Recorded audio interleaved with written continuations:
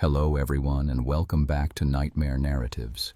I can picture some of you already in bed, maybe some of you just getting home from work.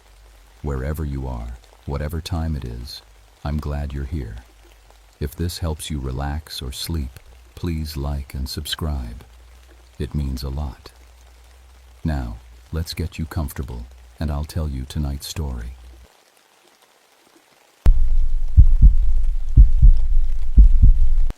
My name is James Caldwell, and I've been a forest ranger for 9 years now. People think it's a peaceful job, walking through pretty woods, helping lost hikers, maybe fighting the odd forest fire. But out here in the Monongahela National Forest, things get strange sometimes. Real strange. I became a ranger after my daddy died in a mine collapse. 3 generations of Caldwells had worked those coal mines, but I couldn't go back down there after what happened. The mountains called to me in a different way, from above ground where I could breathe. My wife Ruth says I took the job to save people because I couldn't save him. Maybe she's right. We've got 2 little girls, Emma and Lucy, and when I tuck them in at night, I think about all the families I've helped find their way home. It was late October when the call came in. I was fixing a broken gate near the cranberry wilderness when my radio crackled to life. "James, you there?" It was dispatch. "Copy, Marie. What's up?" "Got a family missing up in the high country. Party of 5, mom, dad, 3 kids. Last seen 2 days ago heading into the wilderness area." I felt that familiar knot in my stomach. 2 days was a long time, especially with winter coming early this year. The temperature had been dropping fast at night, sometimes down to 20 degrees. Ages on those kids? 8, 6, and 4. My heart squeezed tight. Emma was 6, Lucy was 4. I'm on my way. The drive up to the trailhead took me an hour on winding mountain roads. Frank Morrison, my partner, was already there loading his pack. Frank's been doing this for 20 years. He's seen it all. Missing hikers usually turn up cold and scared but alive. Sometimes they don't turn up at all. "What do we know?" I asked, checking my gear. "Radio, first aid kit, emergency shelter, enough supplies for 3 days if needed." "Family name's Peterson," Frank said, not looking up from his pack. "From Richmond. Dad's an accountant, never been camping before this trip. Mom posted on social media about wanting to disconnect from technology and connect with nature." I winced. City folks didn't understand how fast things could go wrong up here. The Cranberry Wilderness wasn't some state park with marked trails and ranger stations. It was 15 miles of raw mountain country where you could disappear forever. "K9 unit coming?" I asked. "Should be here in an hour." "But James," Frank's voice got quiet. "There's something weird about this one." "What do you mean?" "Park Service found their car yesterday. Keys still in it, windows down, like they just stepped away for a minute. But their camping permit says they plan to be out for 5 days." That didn't make sense. No family leaves their car unlocked in the middle of nowhere, especially not with kids. We started up the trail as the sun was getting low. The forest felt wrong somehow. Too quiet. Usually you'd hear birds calling, squirrels chattering, something moving in the underbrush. But there was nothing. Just the sound of our boots on the rocky path and our breathing in the thin mountain air. "Frank, you hear that?" "Hear what?" "That's what I mean. Nothing. No birds, no insects, nothing." Frank stopped walking and listened. The silence stretched out like a heavy blanket. Even the wind had stopped blowing. "Animals go quiet before a storm sometimes," he said, but his voice sounded uncertain. We hiked for 2 more hours before we found it, their campsite. But it wasn't what I expected. The tent was still standing, stakes driven deep into the ground. A pot sat on the cold remains of a campfire, and when I touched it, The metal was still warm. "That's impossible," Frank muttered. "They've been missing for 2 days." I knelt down next to the fire pit. The ashes were cold, but underneath them I could feel heat, like someone had built a fire on top of old coals that were still burning. "Frank, look at this." Around the campsite, pressed deep into the soft earth, were tracks. But they weren't human tracks. They were huge, at least 18 inches long, with what looked like claw marks at the tips. The stride length was impossible. Whatever made them had to be at least 9 feet tall. "Bear?" Frank suggested, but he didn't sound convinced. I'd seen plenty of bear tracks. These weren't from any bear. The print was too long, too narrow, and bears don't walk upright for that distance. These tracks led away from the camp in a straight line, heading uphill toward the old abandoned mine shafts. That's when we heard it. A scream echoed across the valley, high, desperate, and human. It seemed to come from everywhere at once, bouncing off the rock walls and rolling through the trees. The sound went on, way longer than any human could scream. Frank and I looked at each other. In all my years as a ranger, I'd never heard anything like it. "That came from up the mountain," Frank said, pointing toward the dark line of trees above us. "We need to call this in," I said, reaching for my radio. Nothing but static. I tried different channels. Still nothing. We were completely cut off. The scream came again, closer this time, and underneath it I swear I could hear something else, something that sounded like a child crying. We left the Peterson family's campsite as the last light faded from the sky.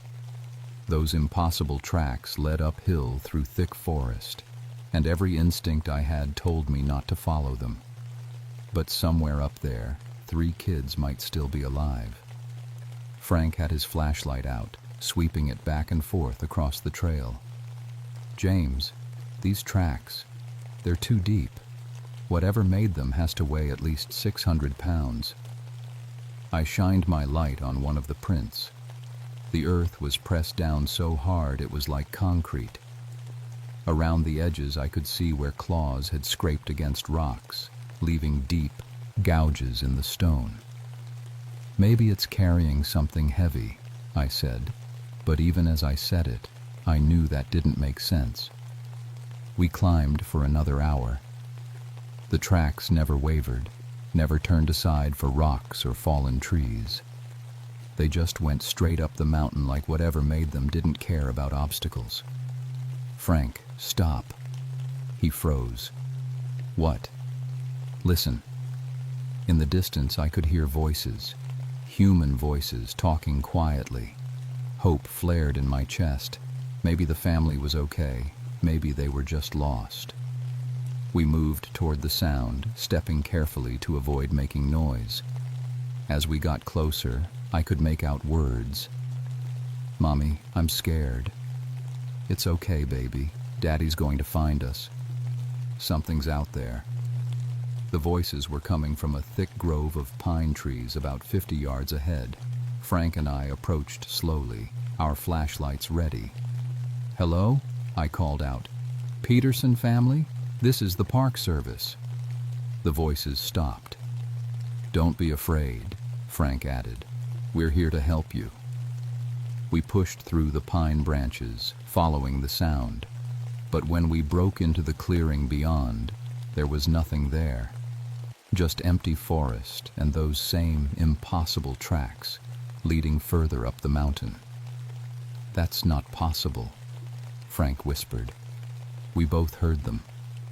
I felt cold sweat running down my back despite the freezing air. The voices had been so clear, so real. A mother comforting her children, a father trying to stay brave. "Come on," I said. "They must have moved." But deep down, I was starting to understand that something was very wrong here. The abandoned campsite with warm food, the tracks that couldn't belong to any animal I knew, The voices in the empty forest. None of it made sense. We climbed higher. The trees got thicker, and the darkness pressed in around us like a living thing. Our flashlight beams seemed weak and useless, swallowed up by the night. That's when Frank stepped wrong. I heard him cry out behind me and turned to see him falling, his flashlight spinning away into the darkness. He hit the ground hard and didn't get up. "Frank," I rushed to his side. He was conscious, but his face was twisted in pain. "My ankle," he gasped. "I think it's broken." I checked him over with my flashlight. His right ankle was already swelling, and when he tried to move it, he went white with pain. "Okay, we're getting you out of here," I said, reaching for my radio again. Still nothing but static. We were on our own. "No." Frank grabbed my arm. "Those kids, James. You heard them. They're still up there. I'm not leaving you here alone. You have to. I can make it back to the campsite, wait for the K9 unit. But those children..." He looked up toward the dark mountainside. "They don't have time." I knew he was right. Every hour those kids spent in this cold could be their last. But leaving Frank alone felt wrong. "Take this." Frank pressed something into my hand. His emergency whistle, the kind that makes a sound so high and sharp it can be heard for miles. "If you get in trouble, use it. I'll hear it and send help." I helped him stand and watched him limp slowly back down the trail, using a broken branch as a walking stick. Then I turned and followed those tracks deeper into the forest. The higher I climbed, the stranger things got. My compass needle spun wildly, pointing in different directions every few seconds. My watch showed times that couldn't be right, and the silence got deeper, like the whole mountain was holding its breath. After another mile, I found Frank's flashlight lying on the ground. I picked it up and noticed something that made my blood run cold.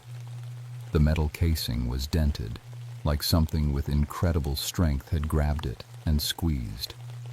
But Frank had been right behind me. How had his flashlight gotten so far ahead? I shined both lights around the area and found more tracks. But this time they weren't the huge clawed prints I'd been following. These were human footprints. Frank's boots. They led away from where he'd fallen, but in the wrong direction. Instead of heading back down toward the campsite, they went uphill. That was impossible. Frank could barely walk, and he'd gone back down the mountain. I'd watched him go, unless someone was wearing his boots. The scream came again, much closer now. It started low and human, then rose to a pitch that hurt my ears, and this time I was sure I heard words in it. "Help. Me." The voice was Frank's. I ran toward the sound, crashing through underbrush and stumbling over rocks. The tracks led me to a narrow ravine with steep walls on both sides. At the bottom, barely visible in my flashlight beam, something moved. "Frank? Frank, is that you?" A shape down in the ravine turned toward my voice. In the pale light, I could see it was wearing Frank's ranger jacket and his distinctive red wool cap. "James." The voice was weak, gasping. "Help me. Something's wrong. Can't move my legs." I started down the steep slope, loose rocks sliding under my feet. But as I got closer, something made me stop. The shape at the bottom of the ravine was the right size, wearing the right clothes. But it wasn't moving right. The head turned too far, twisting almost all the way around to look at me. And when my flashlight beam hit its face, I saw that it wasn't Frank at all. It was something else wearing Frank's clothes. Something with yellow eyes that reflected my light like an animal's, and a mouth full of teeth that were too long and too sharp. The thing that looked like Frank smiled at me and spoke in Frank's voice. "Come down here, James. I'm hurt real bad. I scrambled backward up the slope as fast as I could, rocks cutting my hands, not caring about the noise I was making. Behind me, that terrible voice called out again, still sounding exactly like my partner. "Don't leave me. Here, James. Please. It's so cold." I reached the top of the ravine and ran. I ran like I'd never run before, crashing through the forest with no idea where I was going.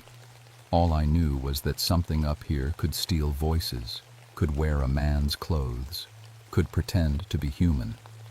And somewhere in these dark woods, it had 3 children. I ran until my lungs burned and my legs gave out. When I finally stopped, gasping and shaking, I found myself in a small clearing surrounded by twisted oak trees. Their bark was torn and shredded, like something with massive claws had been using them to sharpen its weapons. The gouges in the wood were fresh. Whatever made them had been here recently. I tried to get my bearings, but the forest looked different now. The trees seemed taller and more twisted than before, and shadows moved between them even though there was no wind. My flashlight beam felt weak and useless against the pressing darkness. That's when I heard the children crying. It was coming from deeper in the woods, the sound of kids who were scared and cold and calling for their parents. But after what I'd seen in the ravine, I didn't trust any sounds anymore. I moved toward the crying anyway. What choice did I have? The sound led me to an old mine shaft, one of the abandoned coal mines that dotted these mountains like bullet holes. A wooden frame marked the entrance, but the boards were rotted and broken. The crying was coming from down inside. "Hello?" I called into the darkness. "Kids, are you down there? I'm a park ranger. I'm here to help." The crying stopped. Then a small voice answered. "Mister, is that really you?" It was a little boy, maybe 8 years old, the same age as my nephew Tommy. "Yes, it's really me." "What's your name, son?" "Michael Peterson. I'm down here with my sisters. We're scared. Something took Mommy and Daddy." My heart pounded. This was real. This was one of the missing kids. "Okay, Michael, I'm coming down to get you." "Are you hurt?" "No, sir. But we can't find the way out. And there's something else down here with us." I felt around the mine entrance until I found an old rope that miners had used years ago. It felt strong enough to hold my weight. I tied my spare flashlight to a loop on my belt and started down. The mine shaft was deeper than I'd expected. 20 feet, 30, 40. I kept going down into the earth. The walls were rough stone and timber, and water dripped somewhere in the darkness. Finally, my feet touched solid ground. I untied myself from the rope and looked around with my flashlight. The mine opened up into a larger chamber carved out of the rock. And there, huddled against the far wall, were 3 children. 2 girls and a boy, dirty and scared, but alive. "Michael," I called out. The boy looked up. He had brown hair and freckles, and he was trying to be brave for his little sisters. "Are you really a ranger, mister?" "Yes, am. James Caldwell." I showed him my badge. "I'm going to get you out of here." "The thing that took our parents," Michael whispered. "It can sound like them. It called to us in Mommy's voice, but when we went to look, she wasn't there." "Where are your parents now?" "It took them deeper into the mine. We heard them screaming, but then it got quiet." Tears ran down his dirty face. "They're not coming back, are they?" I wanted to lie, to tell him everything would be okay. But this boy had been through enough. He deserved the truth. "I don't know," I said, "but I'm going to get you 3 somewhere safe." I was checking the kids for injuries when I heard it. Footsteps echoing from deeper in the mine. Slow, heavy footsteps that didn't sound human. "It's coming back." the youngest girl whispered. I turned off my flashlight and pulled the children behind some old mining equipment. In the darkness, we waited. The footsteps got closer, and with them came a sound I'll never forget. A low humming, like someone singing a lullaby. But the tune was wrong somehow, with notes that hurt to hear. My flashlight beam caught it as it entered the chamber. It stood at least 12 feet tall, covered in reddish-brown fur that hung in matted clumps. Its arms were too long for its body, hanging almost to the ground, ending in hands with claws like kitchen knives. But the worst part was its face. It looked almost human, but stretched and wrong. Yellow eyes that glowed in the darkness, a mouth full of teeth that looked like they belonged on a shark. And when it spoke, its voice was perfectly human. Michael, Sarah, Jenny, where are you, children? Mommy's here. The voice was gentle and loving, exactly what a mother would sound like calling for her lost babies. If I hadn't known better, I would have believed it was Mrs. Peterson herself. Don't be afraid, the thing continued in that stolen voice.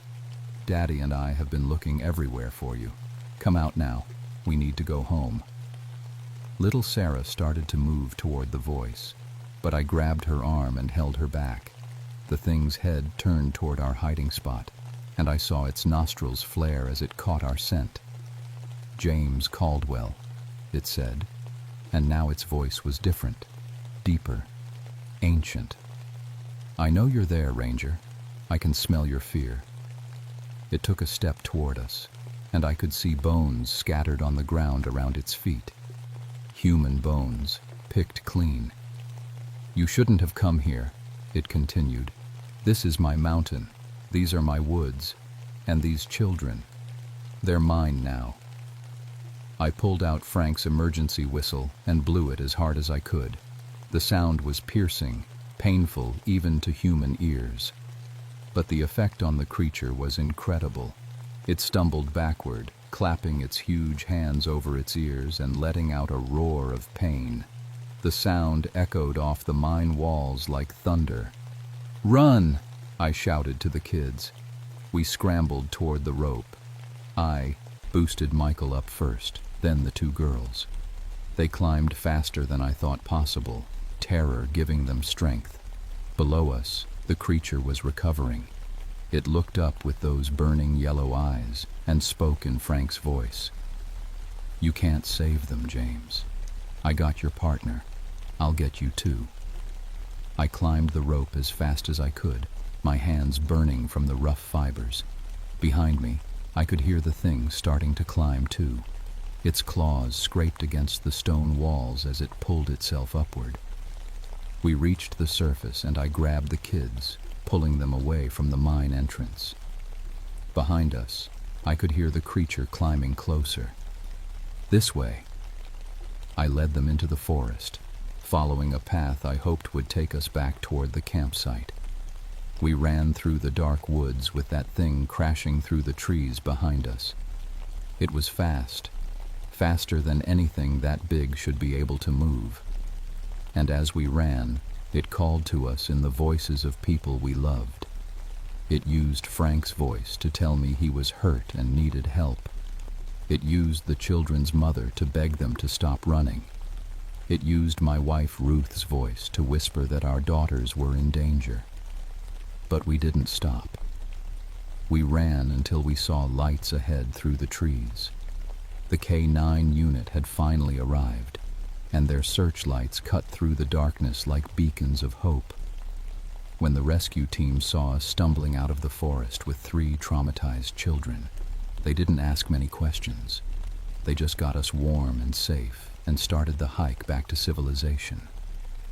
I looked back once at the dark tree line. Something was watching us from the shadows, but it didn't follow. Maybe it knew it couldn't hunt with so many people around. Or maybe it was just patient. Maybe it knew we'd have to come back. The rescue team got us down to the ranger station by dawn. The 3 Peterson children were checked by paramedics, cold and scared, but alive. They sat close together on a bench, not talking much, just holding hands like they were afraid to let go. I gave my report to the sheriff, but I left out most of what really happened. How do you tell people about something that steals voices and wears dead men's clothes? How do you explain tracks that couldn't exist and children's voices in empty woods? So you think it was a bear attack? Sheriff Williams asked, looking at me over his reading glasses. That's the only thing that makes sense. I lied. But we both knew there were problems with that story. Bears don't carry people away without leaving blood. Bears don't make tracks like the ones we'd found. And bears definitely don't hunt in abandoned mines. What about your partner, Morrison? That was the question I'd been dreading. He stayed behind to search the mine system, lost radio contact around midnight. It wasn't exactly a lie. Frank had stayed behind, just not by choice. They sent a team back up to look for him, 6 rangers with dogs and full equipment.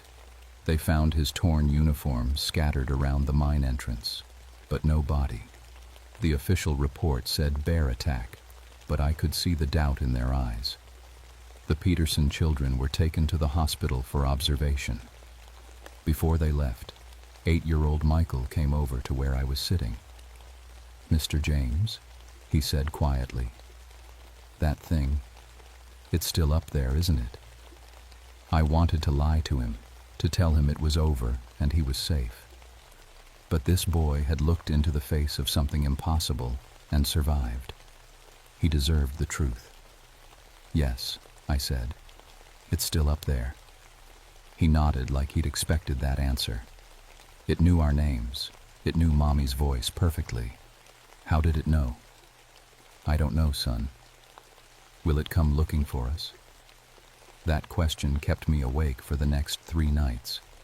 Would it hunt beyond its mountain territory? Could it track the children to their home in Richmond? I didn't have answers, and that scared me more than anything. 2 weeks later, I was sitting at my kitchen table trying to write my final report when Ruth found me.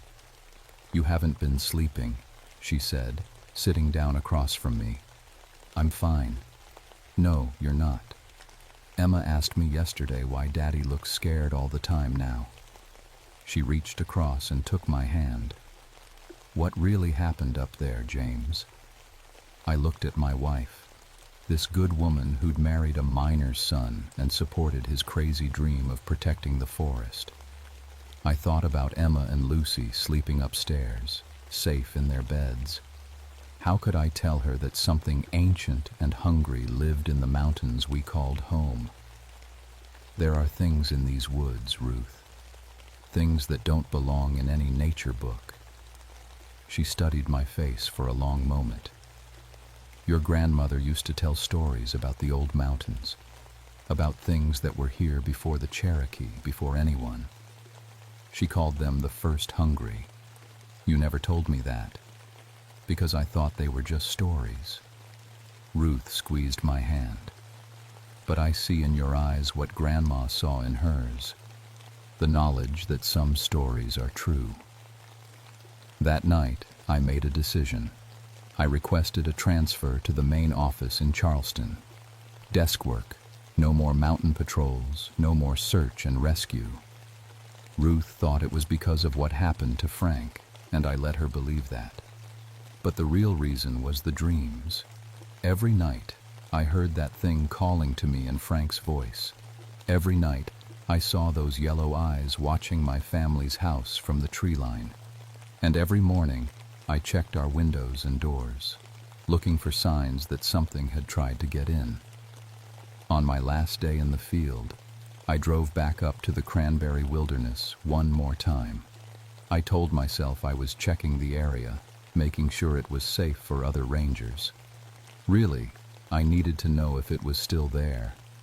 I hiked to the Peterson family's old campsite.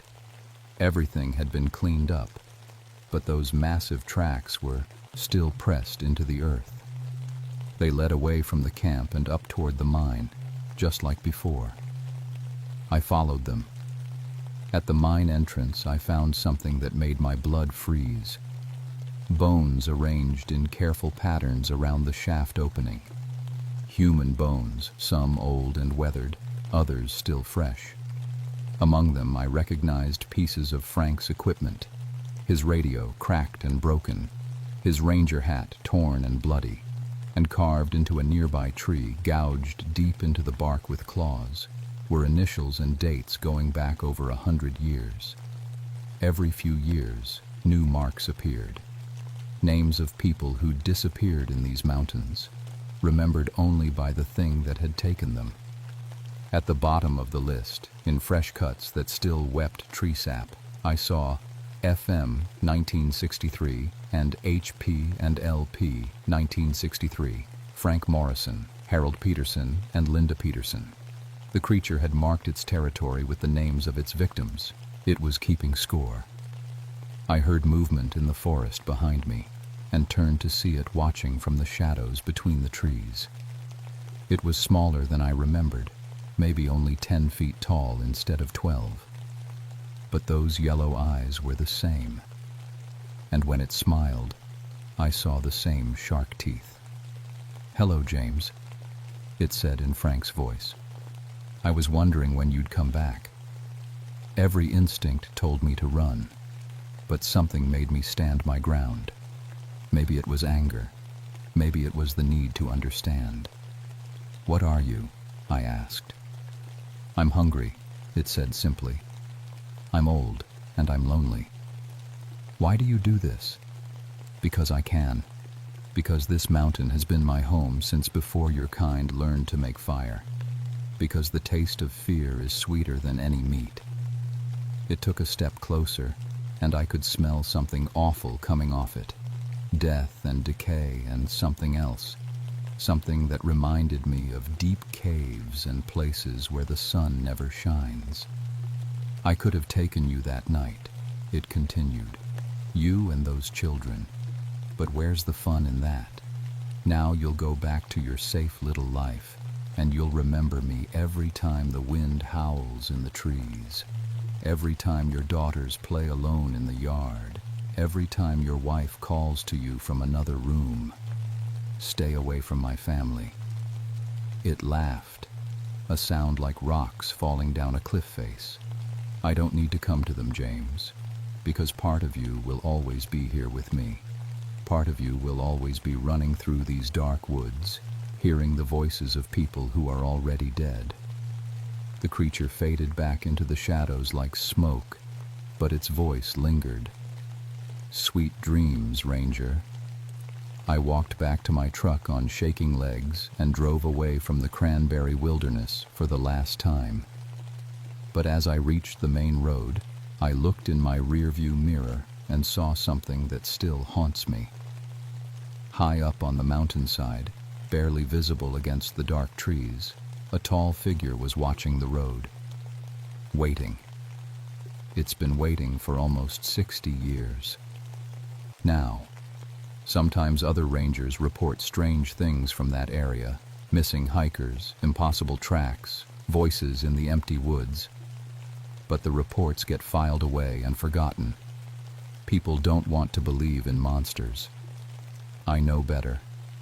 Some things are older than our disbelief, hungrier than our understanding, and more patient than our fear.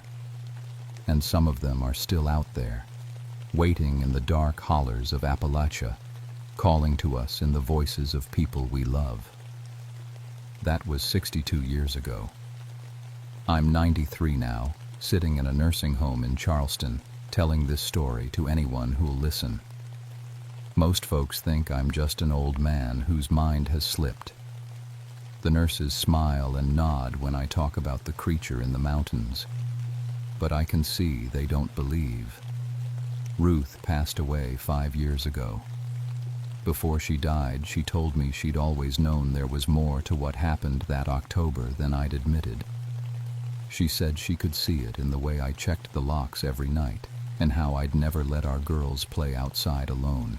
in the nightmares that woke me up screaming Frank's name. Emma and Lucy are grandmothers themselves now. They live in other states, safe from the mountains. I never told them the real reason we moved away from the Monongahela. Some burdens are meant to be carried alone. The Peterson children grew up and moved on with their lives. Michael became a doctor, dedicated his career to helping trauma victims. We exchanged Christmas cards for 30 years before losing touch. In his last letter, he told me he still had dreams about yellow eyes watching him from dark places. Every few years, I read about disappearances in the Cranberry Wilderness. A family that went camping and never came back.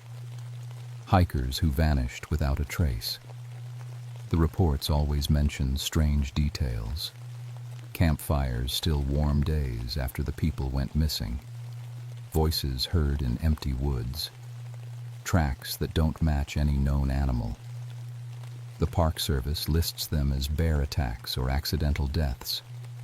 Sometimes they blame exposure or getting lost in the maze of old mine shafts. They have to blame something people can understand. Last month, a young ranger came to visit me. Sarah Chen, fresh out of training, assigned to the Monongahela. She'd heard stories about my time there, about Frank Morrison's disappearance and the Peterson family rescue. She wanted to know what really happened. Just stay away from the high country, I told her, especially around the old mines. And if you hear voices calling to you in the woods, don't follow them, no matter whose voice it is. She looked at me like I was a crazy old man, but she wrote it down in her notebook anyway. Young rangers think they're prepared for anything the forest can throw at them. They learn different soon enough. 2 weeks later, she came back. This time her face was pale and her hands shook when she poured her coffee. I found tracks, she said quietly. Just like you described. 18 inches long, claw marks, stride length that's impossible for any known animal. Where? Near the Devil's Den cave system. And Mr. Caldwell? She leaned forward.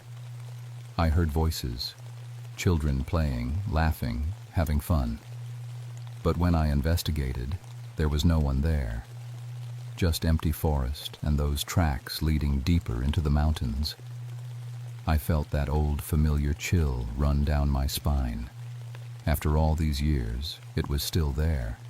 Still hunting, still adding names to its collection. You need to put in for a transfer, I told her. Get yourself assigned somewhere else, anywhere else. I can't do that. If there's something dangerous in those mountains, people need to be warned. Families need to be protected. She sounded just like I had 62 years ago, young and brave and convinced she could make a difference. I wanted to grab her shoulders and shake her, make her understand that some fights can't be won. Instead, I went to my nightstand and pulled out something I'd kept hidden for over 6 decades. Frank's emergency whistle, the one that had saved our lives that night in the mine. I pressed it into her hands. If you won't transfer, then take this. And remember, if you ever find yourself face to face with something that shouldn't exist, this sound might be the only thing that saves you. She left that day with the whistle in her pocket and determination in her eyes. Just like I'd had once. Just like Frank had had. I pray she's smarter than we were. Sometimes on quiet nights when the wind blows from the east, I swear I can hear it calling across the miles. Not with Frank's voice anymore. Those memories have probably faded even for something that old. But with new voices now. Fresh victims whose names are carved into trees deep in the Monongahela. And sometimes, in my darkest moments, I wonder if it remembers me. If it's waiting for me to die so it can add my name to its collection. After all these years, maybe I still belong to those mountains. Maybe part of me never really left. But that's a problem for another day. Right now, all I can do is hope that young Ranger Chen listens to advice from a crazy old man. Hope that she stays away from places where voices call from empty woods and tracks lead into darkness. Because some things are better left alone in the hollers and hollows of Appalachia, where the mountains keep their secrets and the hungry things wait in patient darkness for the next person foolish enough to follow strange sounds into the night. The holler screamer is still out there, and it's still hungry.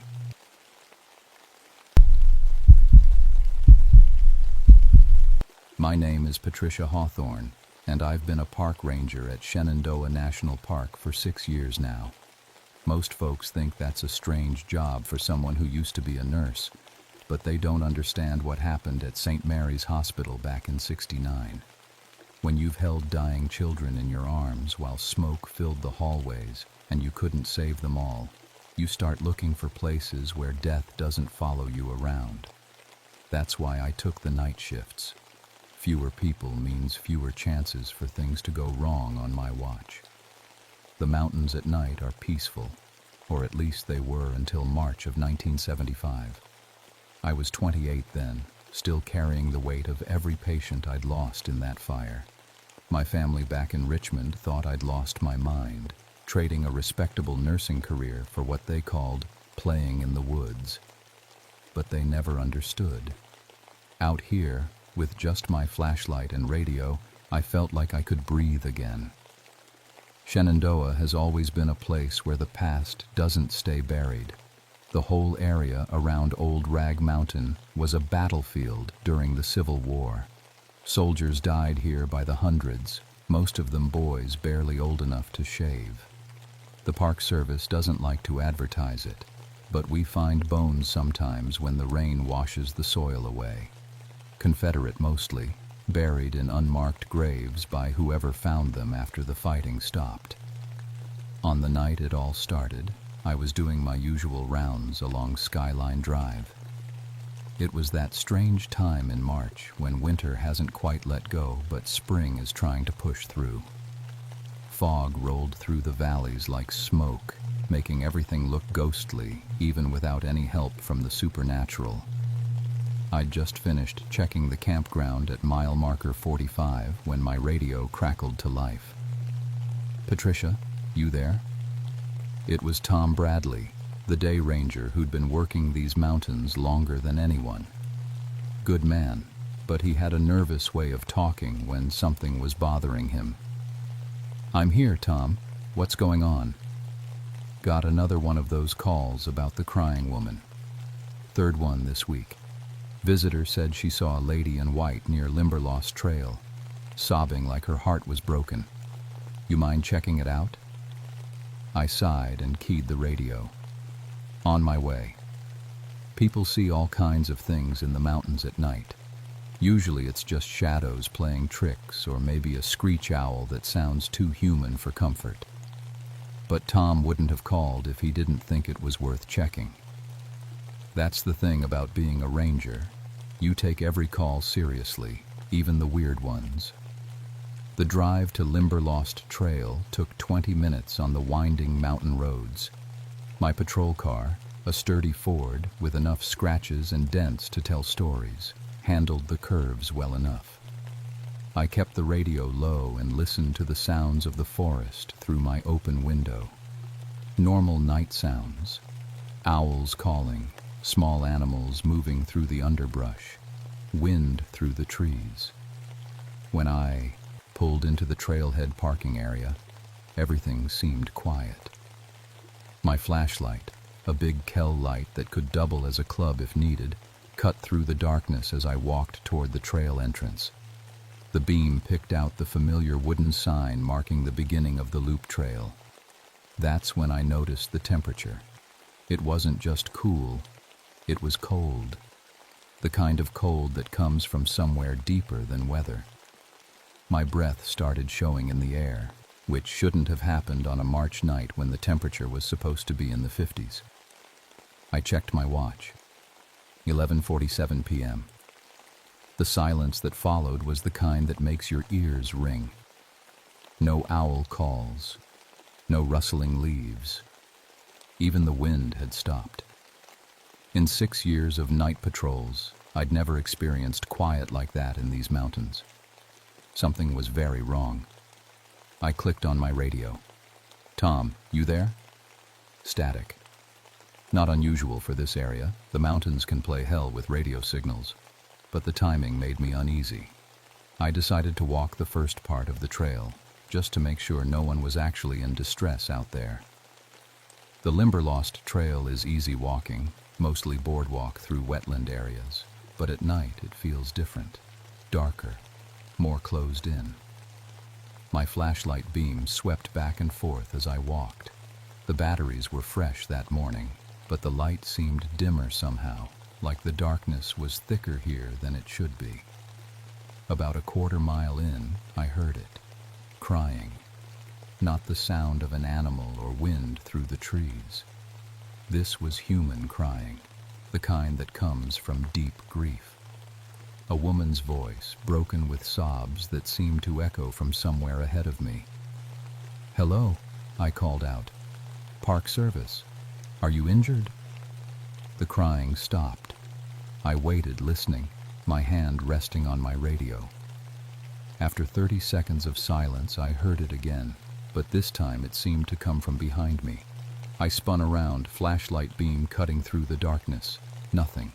The crying started again, this time to my left, off the trail in the dense woods.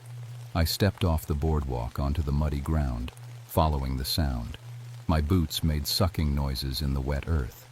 "Ma'am, if you're hurt, please answer me. I'm here to help." That's when I saw the footprints. They were clear in the mud, small women's shoes with an unusual shape. Not hiking boots or sneakers like you'd expect from someone walking these trails. These looked like dress shoes, with a small heel and a pattern I'd never seen before. Old-fashioned, like something from a movie about the last century. I followed the prints deeper into the woods, my light picking up more details. The woman, whoever she was, had been walking in a straight line through underbrush that should have stopped anyone. Thorns that would tear clothes and skin, fallen logs that required climbing over, dense growth that forced me to push through with both hands. But the footprints continued in a perfectly straight line, as if nothing had been in her way. The crying got louder as I followed the trail. Raw, desperate sobbing that made my chest tight. It reminded me of the mothers at the hospital after the fire, the ones who lost children. That particular sound of grief that can break something inside you if you're not careful. After about 10 minutes of pushing through the woods, I found myself in a small clearing I'd never seen before. This was strange. I'd been patrolling these mountains for years and thought I knew every square foot of this area. In the center of the clearing was disturbed earth. Fresh dirt, like someone had been digging recently. But there were no park maintenance projects scheduled for this area, and certainly not excavation work. I knelt down and shined my light on the dirt.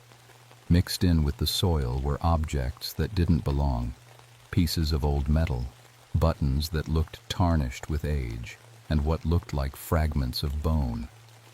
My nursing training kicked in. I'd seen enough bones in anatomy classes to recognize human remains when I saw them. These were old, yellowed with age, but definitely human. I stood up quickly, my mind racing. This could be anything from an old burial site to a crime scene. I needed to get back to my car and call for backup. That's when the crying stopped, and I heard the voice. "Where is he? Where's my boy?" The words came from directly in front of me, but there was nothing there. Just empty air above the disturbed earth. Every hair on my body stood up. The temperature dropped another 10 degrees, and my flashlight flickered. "Who's there?" I managed to say. "I can't find him. I've looked everywhere. Where's my boy?" The voice was clear now, desperate and pleading. A woman with a slight accent I couldn't place. But there was no one in the clearing with me. I backed toward the tree line, my light sweeping frantically. "Ma'am, I can't see you. Are you injured? He came home from the war. He came home, but I can't find him. My light found something that shouldn't have been there. A woman in white standing at the edge of the clearing. Pale dress that seemed to glow in the darkness. Long dark hair hanging loose around her face. But when I tried to focus on her, she seemed to flicker, like heat shimmer on summer pavement. Ma'am, are you all right? My voice came out as a whisper.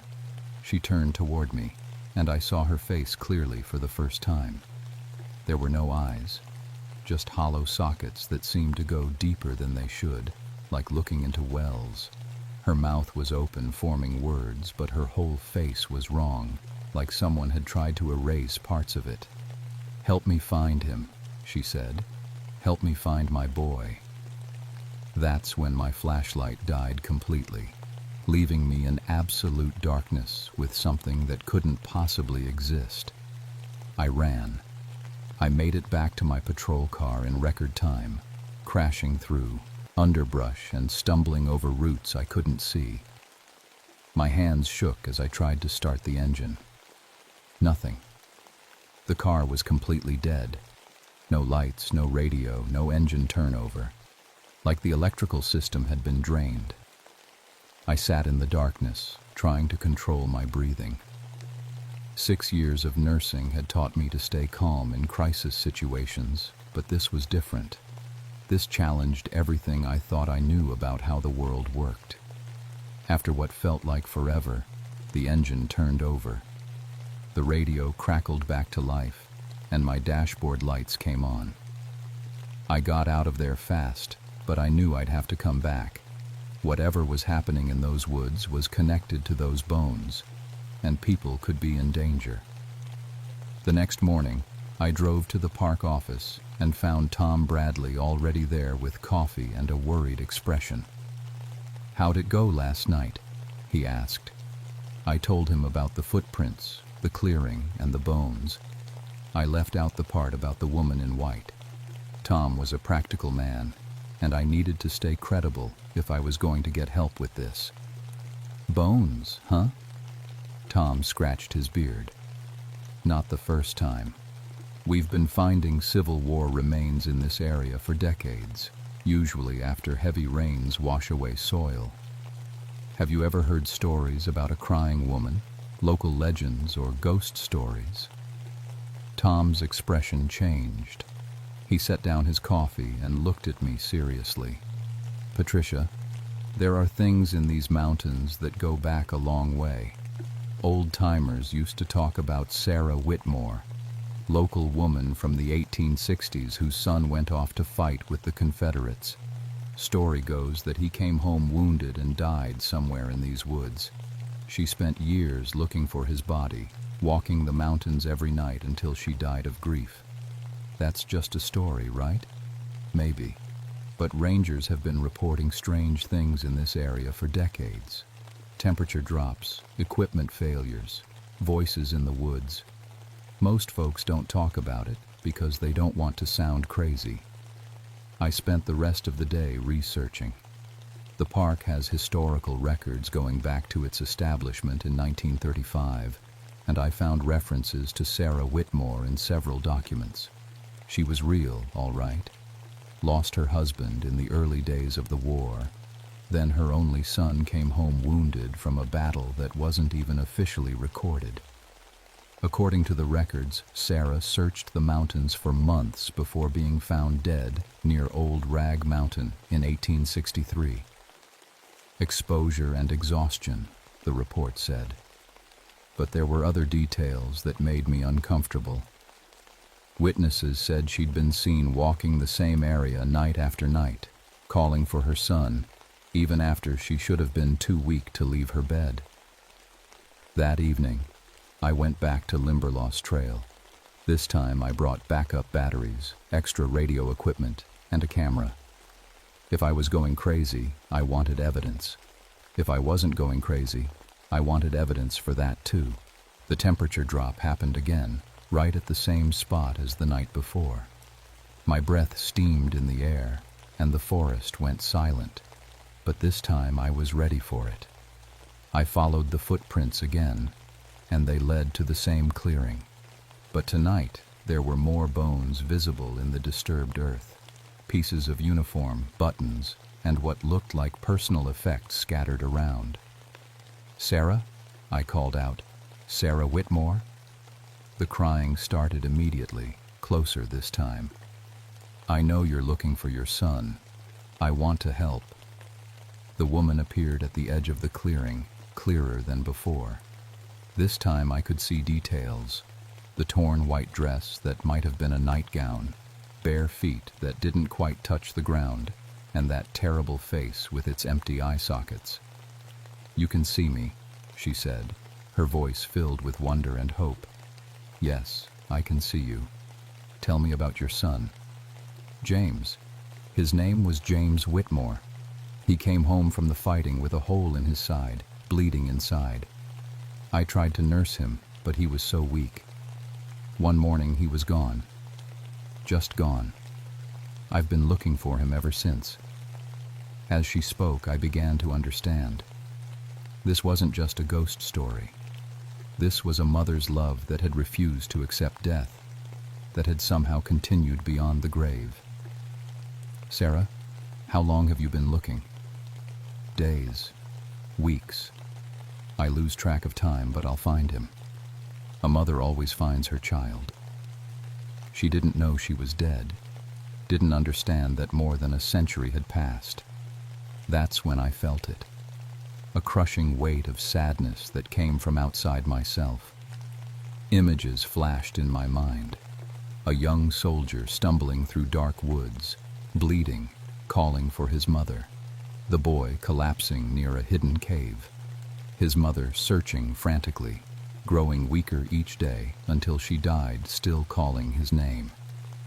The emotional assault was overwhelming. I felt every moment of Sarah's grief, every night of searching, every dawn that brought no answers. It was like drowning in someone else's sorrow. But worse than that, the sadness triggered my own memories. The children from the hospital fire flooded back, the ones I couldn't reach in time, the ones who called for their mothers as the smoke took them. I fell to my knees in the clearing, sobbing uncontrollably. Sarah's grief had found the crack in my own heart and pried it wide open. "You understand," Sarah said, moving closer. "You know what it's like to lose them." I forced myself to look up at her. "Sarah, I need to tell you something about James, about where he might be." But before I could continue, my vision blurred and I saw something else. A cave opening, hidden by fallen rocks and overgrown with vines. Inside, the remains of a young soldier still wearing pieces of his Confederate uniform. The vision was so clear, I knew exactly where to find it. The cave was exactly where the vision had shown me, about half a mile north of the clearing, hidden behind what looked like a natural rockfall. In daylight, you'd walk right past it. But with Sarah's memories guiding me, I could see where the opening had been partially concealed by debris. I came back the next morning with proper caving equipment, ropes, a helmet with a headlamp, and emergency gear. If James Whitmore's remains were really in there, I owed it to both him and his mother to handle this properly. The opening was barely wide enough for one person to crawl through. Inside, the cave expanded into a natural chamber about the size of a small room. My headlamp picked out details that confirmed what I'd seen in the vision. Human remains lay against the far wall, still partially clothed in the rotted remnants of a Confederate uniform. A water-stained leather pouch nearby contained papers that had somehow survived the decades. When I carefully opened it, I found a letter addressed to "My dearest mother," in fading ink. The letter was never finished. It described James's wound, his struggle to make it home, and his certainty that he was dying. The last line read, "Tell Mother I tried to make it home to her. Tell her I..." That's where it ended. I sat in that cave for a long time, thinking about Sarah Whitmore searching these mountains for over a century, driven by love that couldn't accept loss, thinking about my own inability to let go of the children I'd failed to save. That night, I went back to the clearing with a plan. Sarah appeared as soon as I called her name, but this time she looked different, more solid, more present. The grief was changing her, making her stronger and more dangerous. "I know where James is," I told her. "Where?" The word came out as almost a scream. "I found his body, Sarah. He's been dead since 1863, just like you have." The temperature in the clearing plummeted. Frost began forming on the trees around us. No, I'm not dead. I'm looking for my son. I'm taking care of him." "Sarah, look at yourself. Look at your hands." She held up her arms, and in my flashlight beam we could both see through them to the trees behind. "You died searching for him. You both died. But you can't let go." The wailing that came from her then was inhuman. It was the sound of a century of denied grief finally breaking free. The trees around us began to bend away from the clearing, and I felt that crushing sadness again, but stronger this time. This was her power. She fed on grief, on the inability to accept loss, and I realized that's why she had appeared to me specifically. I was carrying my own unresolved grief, and it had called to her. "You have to let him go, Sarah. You have to let yourself go." "I can't. A mother never abandons her child." "You're not abandoning him. You're freeing him." The emotional assault intensified. I saw flashes of every patient I'd lost, every child who'd died while I tried to save them. Sarah was using my own guilt against me, trying to bind me to her eternal search. But I'd learned something in my years as both a nurse and a ranger. Sometimes the greatest act of love is letting go. "Sarah, I need you to listen to me. I'm going to bring James to you. His body, his remains. You can say goodbye properly." The wailing stopped. "You would do that?" "Yes. But after that, you both need to move on. This isn't love anymore, Sarah. This is just pain keeping you trapped." It took me 3 trips to carefully transport James's remains from the cave to the clearing. I'd contacted Tom and the park historian, and we'd arranged for a proper burial in the park cemetery with historical markers for both mother and son. But first, I had one last meeting with Sarah Whitmore. I arranged the remains respectfully in the clearing and stepped back. Sarah appeared immediately, more solid than I'd ever seen her. For a moment, she just stared. Then she knelt beside the bones, and I watched as her ghostly hands seemed to touch her son's skull. "My boy," she whispered. "My poor boy. You've been alone so long." "He doesn't have to be alone anymore," I said. "And neither do you."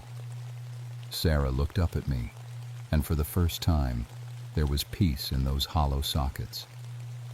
"Thank you," she said. "Thank you for bringing him home." The clearing filled with light, not from my flashlight, but from somewhere else. Warm, golden light that made the March night feel like summer. In that light, I saw James Whitmore as he had been in life. A young man in his early 20s, whole and healthy, walking toward his mother. "I'm sorry I took so long to get home, Mother," he said. Sarah stood and embraced him, and for a moment they were both solid, both real, both free. "I love you," she said. "I love you too. But we have to go now." They both turned to me, and Sarah smiled. It was the first time I'd seen her face without pain. "Take care of yourself, Patricia," she said, "and forgive yourself. Those children you lost, that wasn't your fault. Sometimes people die despite our best efforts. Sometimes love means accepting that." The light grew brighter, and then they were gone. The formal burial took place 3 days later. Tom Bradley, the park historian, and I held a simple ceremony in the park cemetery.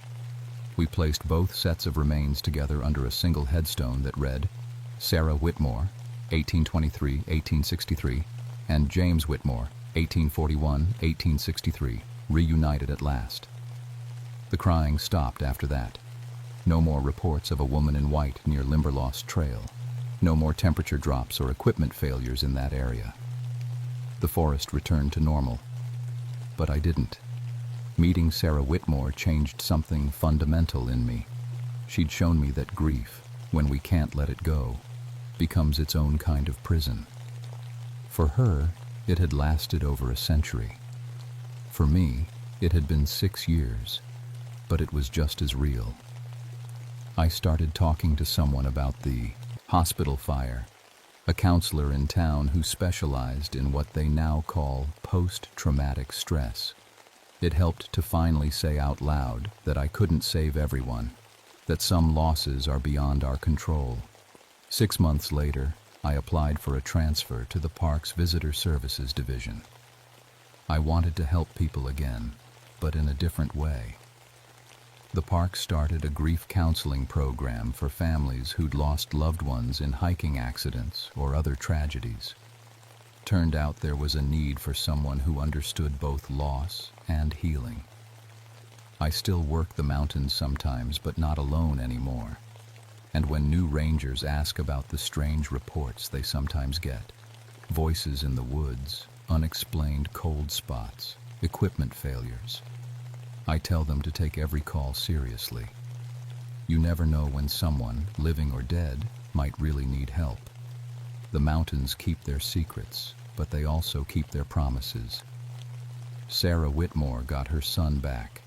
I got my peace back.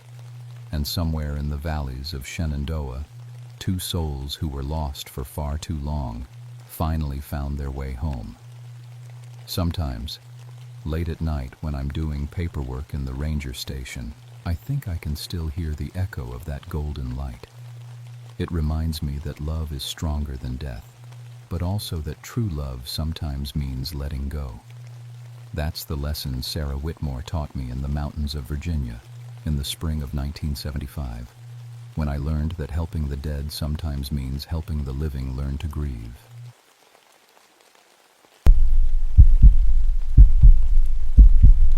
My name is Luther McGrady, and I've been a park ranger in the Great Smoky Mountains for 22 years. I've seen bear attacks, stupid tourists, and more dead bodies than I care to count. But nothing in all my years prepared me for what happened in Moonshine Hollow that August. People always ask me why I became a ranger after spending half my youth running moonshine through these same mountains. Truth is, the mountains never let you go. Once they get in your blood, you're stuck. My daddy ran shine, his daddy before him. When I met my Sarah, she made me choose between the bottle and her. Wasn't much of a choice. That was back in '35. Sarah died of cancer 3 years ago. Now it's just me and my boy Bobby, who's 17 and thinks he wants to follow in my footsteps. I keep telling him there's better ways to make a living, but these mountains call to the McGrady blood. The morning it all started was hotter than the devil's kitchen. August in the Smokies can cook a man alive, but this was different. Even the birds weren't singing. That should have been my first warning. I was checking my gear in the ranger station when Sheriff Davies called. 3 hikers had gone missing near Cataract Falls. City folks from Atlanta, been overdue for 2 days. Their car was still parked at the trailhead with a cooler full of warm beer and sandwiches going bad in the heat. "Luther, I need you to head up there," Davies said over the crackling radio. "You know that country better than anybody." He was right. I'd run shine through every hollow and creek in that area, knew every trail, every cave, every place a man could hide a still or lose himself forever. The Cataract Falls area was tricky. Lots of old moonshine operations back in there, some going back to my granddaddy's time. I loaded my pack with the usual gear: water, first aid kit, rope, my .30 Aero 6 rifle.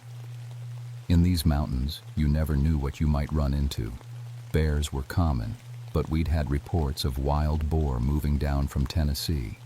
Nasty creatures that could tear a man apart. The hike to Cataract Falls normally took 2 hours, but I was making good time. The heat was murder, though. By the time I reached the falls, my shirt was soaked through.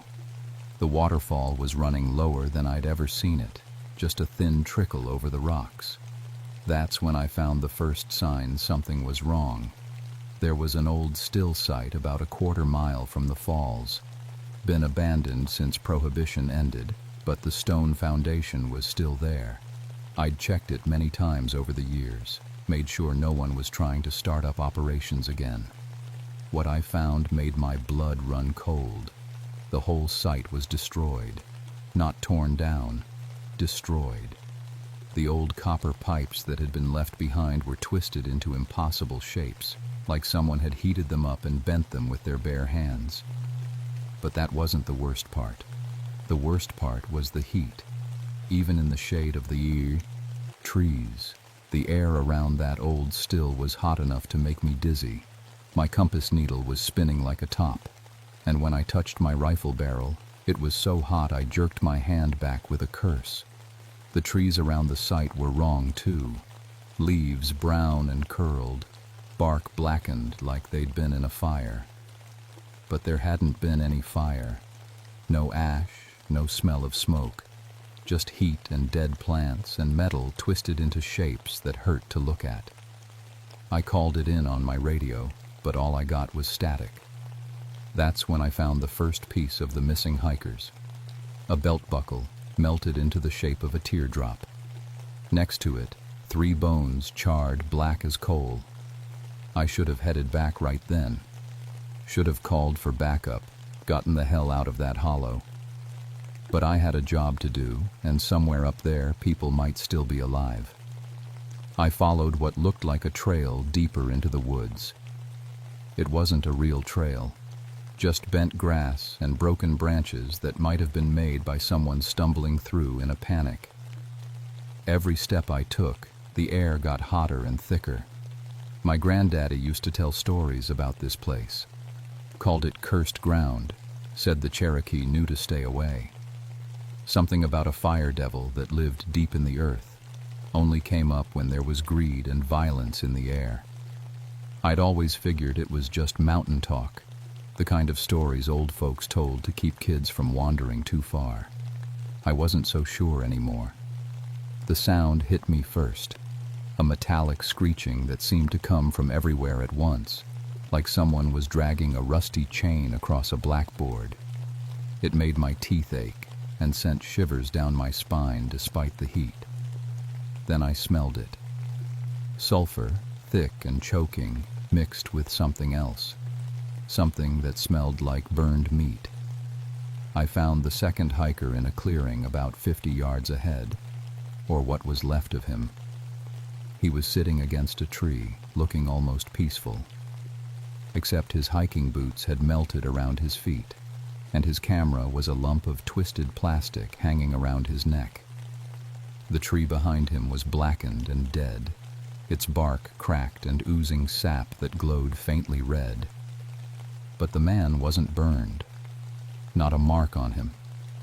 He just sat there with his eyes closed, like he'd decided to take a nap and never woke up. I checked for a pulse, knowing I wouldn't find one. His skin was cold despite the heat all around us. When I touched his shoulder, his shirt crumbled to ash. That's when I heard the footsteps. Heavy, deliberate steps coming through the trees. Too heavy to be human, too regular to be an animal.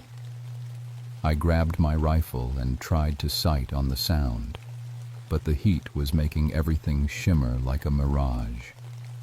Through the trees, I caught a glimpse of something that shouldn't exist. It was tall, maybe 8 feet, and shaped like a man, but wrong in every way. Fire danced around it like a living thing, not burning it, but part of it. Its eyes glowed red, as coals, and when it moved, the very air bent around it with heat. The fire devil, just like Granddaddy's stories. It saw me looking and smiled. When it smiled, the temperature shot up another 20 degrees. The barrel of my rifle started glowing cherry red, and I had to drop it before it burned my hands. The thing laughed, a sound like metal breaking, and vanished back into the trees. I ran, crashed through branches and stumbled over roots, not caring about the noise I was making. Just had to get away from that clearing, away from the heat and the smell of sulfur and the memory of those glowing red eyes. I made it maybe 100 yards before I tripped over something soft. The third hiker was a woman, young, maybe 25. She was alive but barely conscious, mumbling something about fire and metal and a devil in the woods. Her hiking gear was melted and twisted, but she didn't have a mark on her. I got her up and half carried her toward what I hoped was the way out. She kept talking, not making much sense, but what she said made my blood run cold. "It's making something," she whispered, "down in the deep places, making something from all the metal, all the greed and hate from the old days. It's almost finished." We made it back to the ranger station just as the sun was setting. The woman was taken to the hospital, but the doctors said there was nothing wrong with her except exhaustion and dehydration. She wouldn't talk about what happened in the woods, just stared at the wall and jumped every time someone dropped something metal. I should have let it go, should have marked the area as dangerous and stayed away. But people were dead, and something in those woods was killing them. And I had the sinking feeling it wasn't done. The federal agent showed up 2 days later. Name was Patterson, ATF, investigating reports of illegal distilling in the national forest. Clean-cut city boy who probably never saw a real mountain in his life. "Ranger McGrady," he said, shaking my hand with a grip that tried too hard. "I understand you found evidence of moonshine operations in the Cataract Falls area." I told him what I'd found. The twisted copper pipes, the destroyed still site. Didn't mention the fire devil or the dead hikers. Figured he'd think I was crazy. "I need you to guide me back there," Patterson said. "We've been tracking a major operation somewhere in these mountains. This could be the break we need." I tried to talk him out of it. Told him the area was dangerous, maybe contaminated with some kind of chemical spill. But federal agents don't listen to mountain rangers, especially ones with a moonshining past. We set out at first light. I brought extra water and my backup rifle, a bolt action that might hold up better to the heat. Patterson carried enough gear for a week in the wilderness and a pistol that looked like it had never been fired. The hike up was worse this time. The heat started hitting us while we were still a mile away from the falls. By the time we reached the destroyed still site, Patterson was red-faced and dripping sweat. "Jesus," he said, looking at the twisted metal. "What could do something like this?" I was about to answer when we heard it, the metallic screeching, louder this time, coming from deeper in the woods. But now there was something else mixed in with it, a rhythmic pounding, like hammer on anvil. "Someone's working," Patterson said, pulling out his pistol. "Come on." We followed the sound through the dead trees. The farther we went, the hotter it got, and the louder the hammering became. Whatever was making that noise was big and working hard.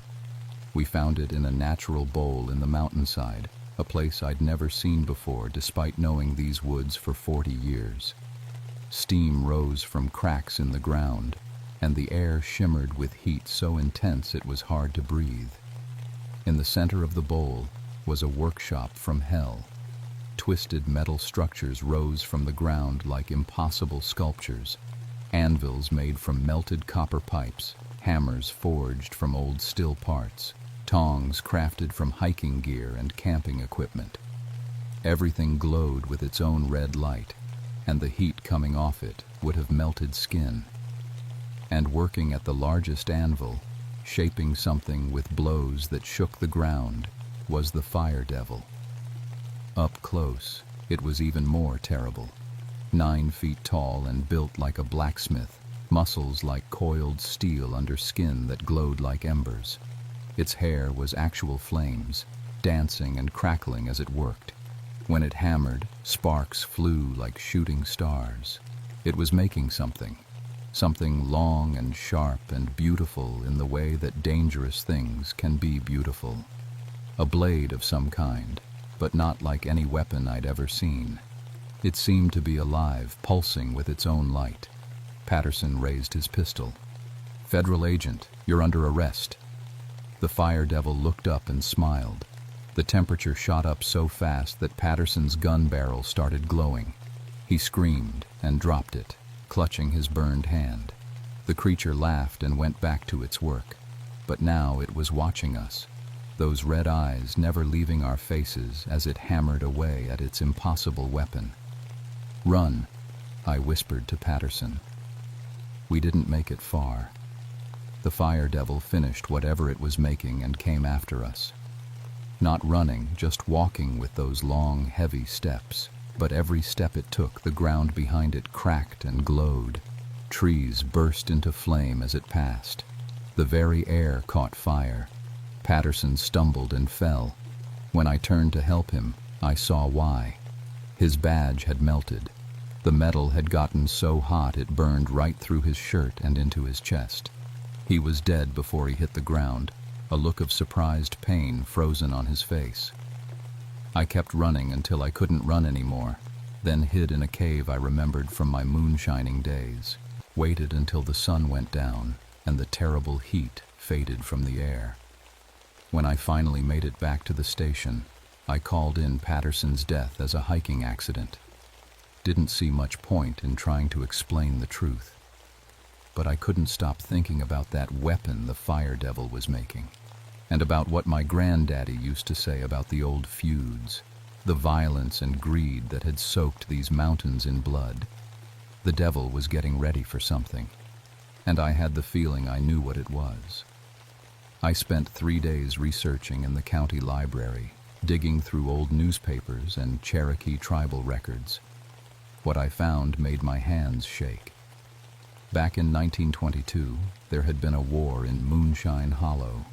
3 families fighting over territory and markets, killing each other over copper pipes and corn mash.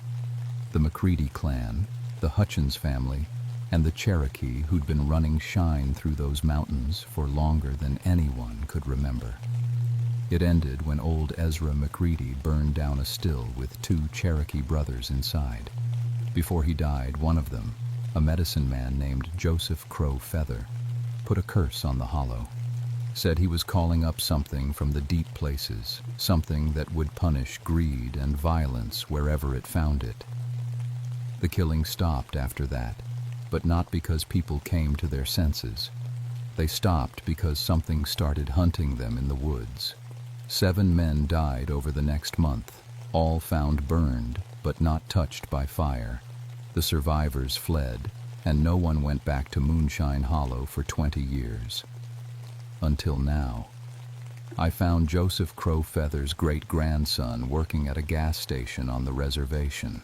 Old man named Thomas, maybe 70, with hands scarred from a lifetime of metalwork.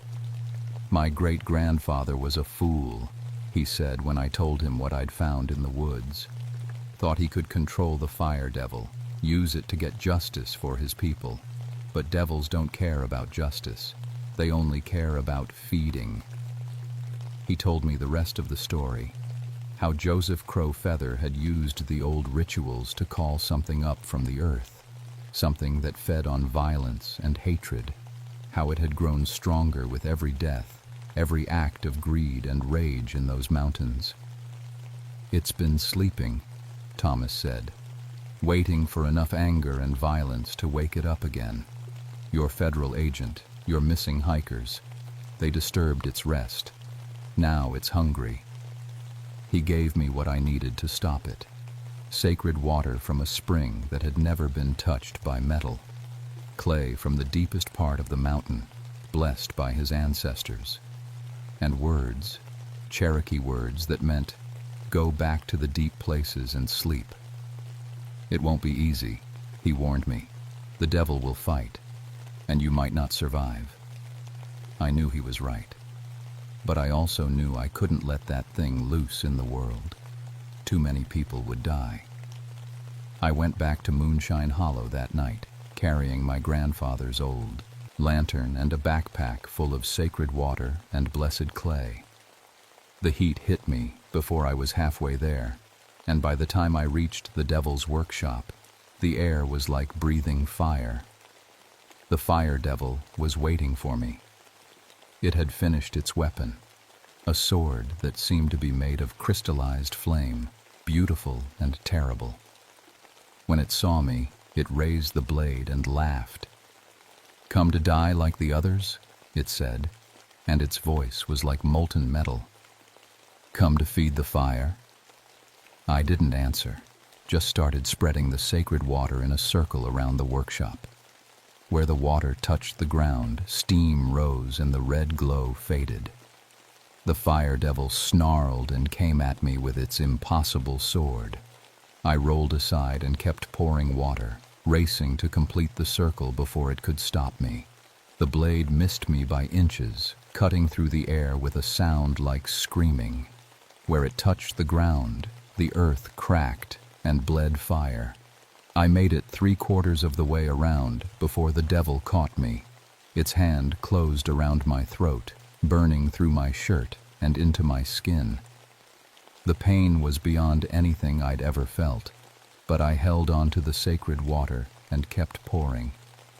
"You cannot stop what is already begun," the fire devil hissed. "The earth remembers the violence, the greed. It feeds me, makes me strong." But I was remembering something too, something my Cherokee friends had taught me about these mountains. They weren't just made of rock and soil. They were made of water too, deep springs that had run pure since the world was young. I grabbed the blessed clay with my free hand and smeared it on the devil's arm. It screamed and let me go, but the damage was done. Its touch had burned me to the bone. With my last strength, I completed the circle and spoke the Cherokee words Thomas had taught me. The effect was immediate. The sacred water began to glow with its own light, cool and clean. The fire devil's workshop started to crumble, its impossible metal sculptures melting back into the earth. The creature itself was changing too, its flames guttering like candles in the wind. "This is not over," it snarled. "Violence calls to violence. Greed calls to greed. I will return when the earth is ready to feed me again." But it was fading, sinking back into the cracks in the ground. The terrible heat was lifting, replaced by the cool mountain air I remembered from my childhood. I collapsed next to the dying fires, my burned arm cradled against my chest. The pain was incredible, but I was alive, and the fire devil was gone. For now. They had to airlift me to the hospital in Knoxville. 3rd-degree burns on my arm and chest, smoke inhalation, severe dehydration. The doctors said I was lucky to be alive. I spent 6 weeks in that hospital bed, thinking about what had happened in Moonshine Hollow, about the price of violence and greed, and the things that sleep in the deep places of the world, waiting for us to wake them up. My boy Bobby visited every day, brought me books and magazines, told me about his plans to go to college instead of becoming a ranger. Smart kid. Maybe the McGrady family could finally break free of these mountains. When I finally got out, I found that the Park Service had designated the entire Cataract Falls area as protected wilderness. No camping, no hiking, no metal of any kind allowed. They said it was to protect endangered species, but I knew better. Thomas Crow Feather helped me perform a cleansing ceremony at the entrance to the hollow. Blessed the boundaries, asked the mountain spirits to keep watch. It wouldn't stop the fire devil forever, but it might keep it sleeping for another generation or two. I retired from the ranger service that fall. Couldn't use my right arm well enough to do the job, and the nightmares made it hard to sleep. Started working at a hardware store in town, teaching city folks about mountain survival. But sometimes, on hot August nights when the air is still and heavy, I drive out to the edge of the hollow and listen, just to make sure it's still quiet down there in the deep places, because I know the truth now. The fire devil was right about one thing: violence calls to violence, greed calls to greed, and these mountains have seen plenty of both over the years. The devil is sleeping now, but it's still there, waiting for the next time someone gets greedy enough, angry enough, violent enough to wake it up. When that happens, and it will happen, because that's just human nature, someone will have to go down into Moonshine Hollow and put it back to sleep again. I just hope it won't be my boy Bobby. My name is Luther McGrady, and I've seen the fire devil with my own eyes. I've felt its burning touch and heard its voice like molten metal. I know what sleeps in the deep places of these mountains, and I know it's not done with us yet. Not by a long shot.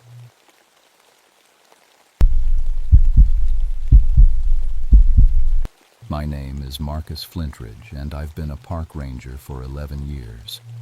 I've seen bears tear apart campsites, tracked poachers through mountain storms, and pulled bodies from ravines that would make your stomach turn. But nothing in my training prepared me for what happened in November of 1984, deep in Virginia's Jefferson National Forest. I was 33 then, working alone in the Mount Pleasant area. Budget cuts meant no backup for miles, just me and my radio in country so thick with rhododendron you could hide a school bus in there. The mountains were my office, and I knew every ridge, every creek, every game trail like the back of my hand. That November was warm for the altitude.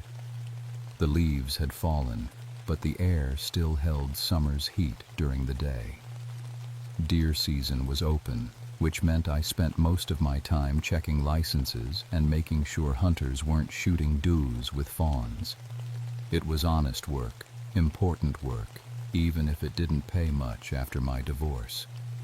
The call came in on a Tuesday morning while I was checking bear traps.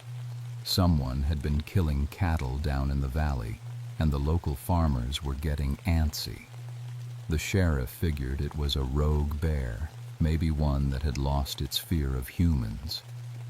That happened sometimes when tourists fed them, turned wild animals into beggars. Then when winter came and the handouts stopped, they'd get desperate. Flintridge, you copy? The radio crackled to life as I was examining tracks near Jennings Creek. Go ahead, dispatch. Got another cattle killing, Henderson Farm, about 3 miles south of your position. Sheriff wants you to take a look. I sighed and shouldered my pack. Henderson was a good guy, ran a small operation with maybe 30 head of cattle.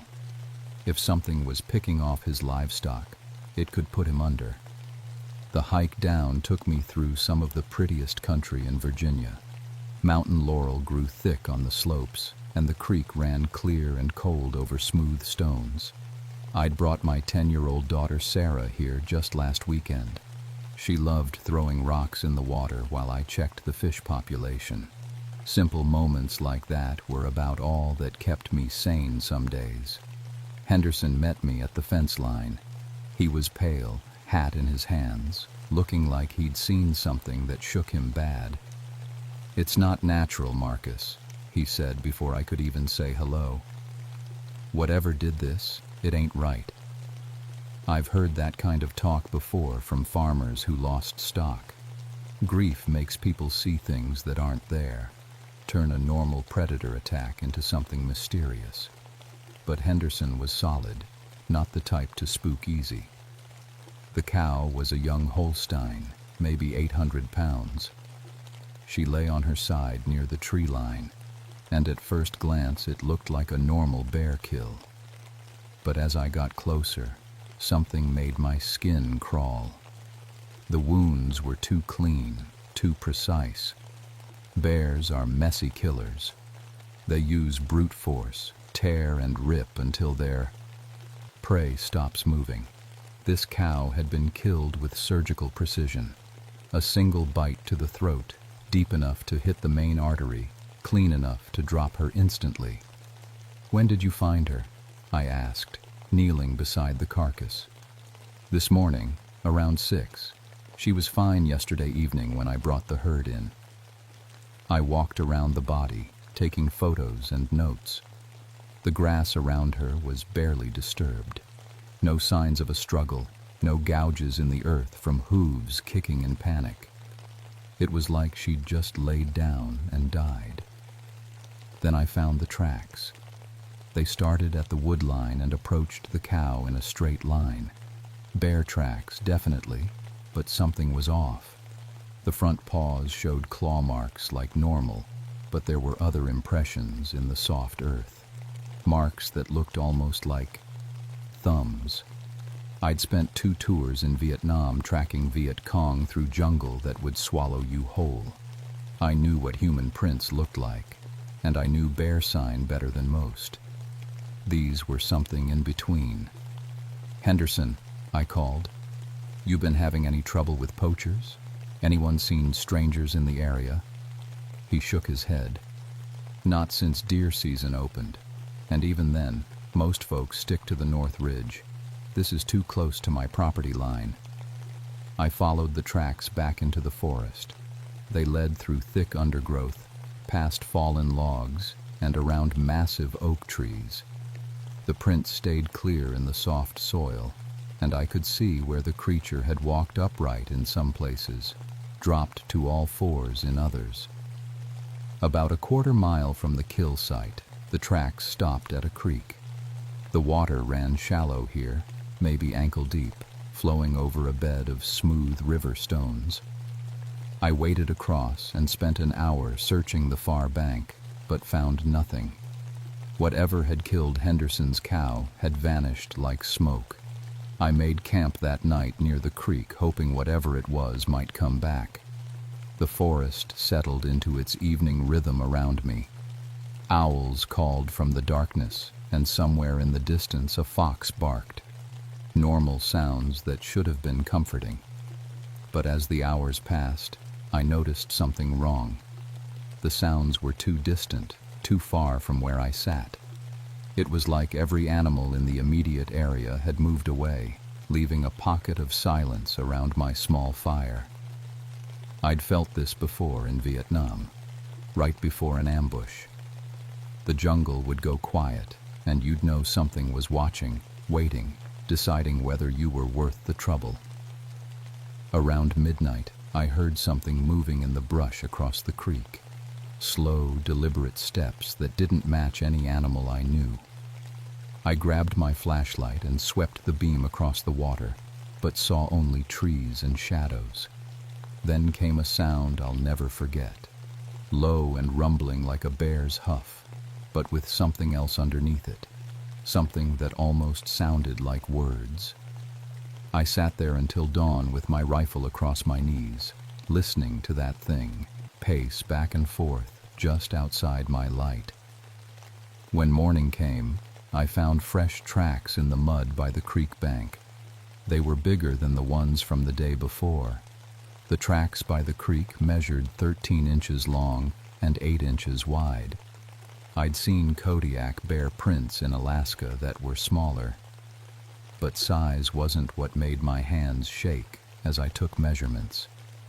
These prints showed clear thumb impressions on both front paws, and the spacing suggested the creature had been walking mostly upright. I radioed Dr. Jenny Morrison, the wildlife biologist who worked with our department. If anyone could make sense of this, it was her. Jenny had studied predator behavior for 15 years, and knew more about black bears than anyone in the state. "Marcus, you're sure about these measurements?" Her voice crackled through the radio static. "Positive. I've got photos and plaster casts. Jenny, there's something else. The cattle kill was too clean. No struggle, no defensive wounds on the cow. Whatever did this knew exactly where to bite." A long pause. "I'll be there this afternoon. Don't approach if you see it again. A bear that size could take your head off without trying." I spent the morning following the creek upstream, looking for more sign. The creature had definitely been in the water, but the rocky bottom made tracking impossible. About a mile up from my camp, I found something that stopped me cold. Someone had built a shelter in a grove of pine trees. Not a human shelter. This looked like a combination of bear den and primitive hut. Logs had been dragged into position and arranged with purpose. Smaller branches were woven between them, creating walls. The entrance faced downstream, positioned to watch the creek. Inside the shelter, I found things that made my Vietnam training kick in hard. Someone had been collecting items from the forest and beyond. Hunting knives arranged by size. A Park Service radio that had gone missing last month. Pieces of camping gear, all clean and organized like a trophy collection. But it was the bones that really got to me. They were laid out in patterns on the shelter floor. Deer bones, cow bones, and others I couldn't identify. Some had been carved with crude tools, shaped into points and edges. This wasn't random animal behavior. Someone or something was making weapons. I backed out of the shelter slowly, keeping my rifle ready. Whatever was living here had intelligence, patience, and access to human tools. That combination scared me more than any bear I'd ever faced. Jenny arrived that afternoon with a truck full of equipment. She was small and tough, with gray hair pulled back in a ponytail and eyes that missed nothing. We'd worked together on 3 previous bear problems, and I trusted her judgment completely. "Show me everything," she said without preamble. We hiked to the kill site first. Jenny examined the cow carcass with professional detachment, taking samples and measurements. She spent a long time studying the bite patterns, shaking her head occasionally. "The teeth marks are consistent with a large black bear, but the technique is all wrong," she said finally. "Bears kill by overpowering their prey. This animal thought about where to bite for maximum effect." The tracks puzzled her even more. She made her own casts and took dozens of photos, muttering to herself as she worked. "Marcus, I need to see this shelter you found." The hike upstream was quiet. Too quiet. I kept checking our back trail but saw nothing following us. Still, the feeling of being watched never went away. Jenny's reaction to the shelter was everything I'd expected. She stood frozen at the entrance for a full minute, then slowly entered and began documenting everything with her camera. "This is impossible," she whispered. "The tool use, the organization, the collection behavior. No bear does this. Hell, most primates don't show this level of planning." She picked up one of the carved bones, examining the crude but effective point someone had shaped. "These cut marks were made with metal tools. You're missing knives, most likely." A sound from downstream made us both freeze. Heavy splashing in the creek, moving fast in our direction. Without discussion, we grabbed our gear and climbed the nearest tree that would hold our weight. What came out of the forest 15 minutes later wasn't quite a bear, but it wasn't human either. It stood nearly 8 feet tall on its hind legs, covered in thick black fur. The body shape was bear-like, but the proportions were wrong. The front legs were longer, more like arms, and ended in paws that moved with obvious dexterity. The head was massive, with intelligent dark eyes that swept the area like a hunter checking for threats. Jenny grabbed my arm so hard I knew I'd have bruises. Neither of us breathed as the creature approached its shelter. It moved with purpose, checking the interior systematically. When it found our scent trail, it froze and slowly turned its head toward our tree. Those dark eyes locked onto mine across 30 yards of forest, and I felt like I was looking at something that was deciding whether to kill me or not. For maybe 10 seconds, we stared at each other. Then the creature huffed once, that same sound I'd heard the night before, and melted back into the forest like it had never been there. We stayed in that tree until full dark, not speaking, not moving, just listening to the forest come alive around us. When we finally climbed down, Jenny was pale and shaking. "That wasn't a bear," she said quietly. "No, it wasn't." "Then what the hell was it?" I didn't have an answer, but as we hiked back to the trucks by flashlight, I kept thinking about those intelligent eyes. Something was living in these mountains that understood humans, maybe better than we understood ourselves. And it was getting bolder. The next morning, Henderson called to report another dead cow. This one had been taken from a pasture less than a quarter-mile from his house. The kill was identical to the first, precise, efficient, surgical. But this time, the creature had left a message. Arranged on the cow's flank were a dozen stones, placed in a perfect spiral pattern. Each stone was roughly the same size, obviously selected and positioned with care. At the center of the spiral was one of Henderson's hunting knives, blade driven deep into the ground. Jenny studied the arrangement for an hour, taking measurements and photos from every angle. "It's communicating," she said finally. "This pattern means something." "What kind of something?" She looked at me with scared eyes. "I don't know, but whatever it is, it wants us to know it can reach us anywhere, even close to human habitation."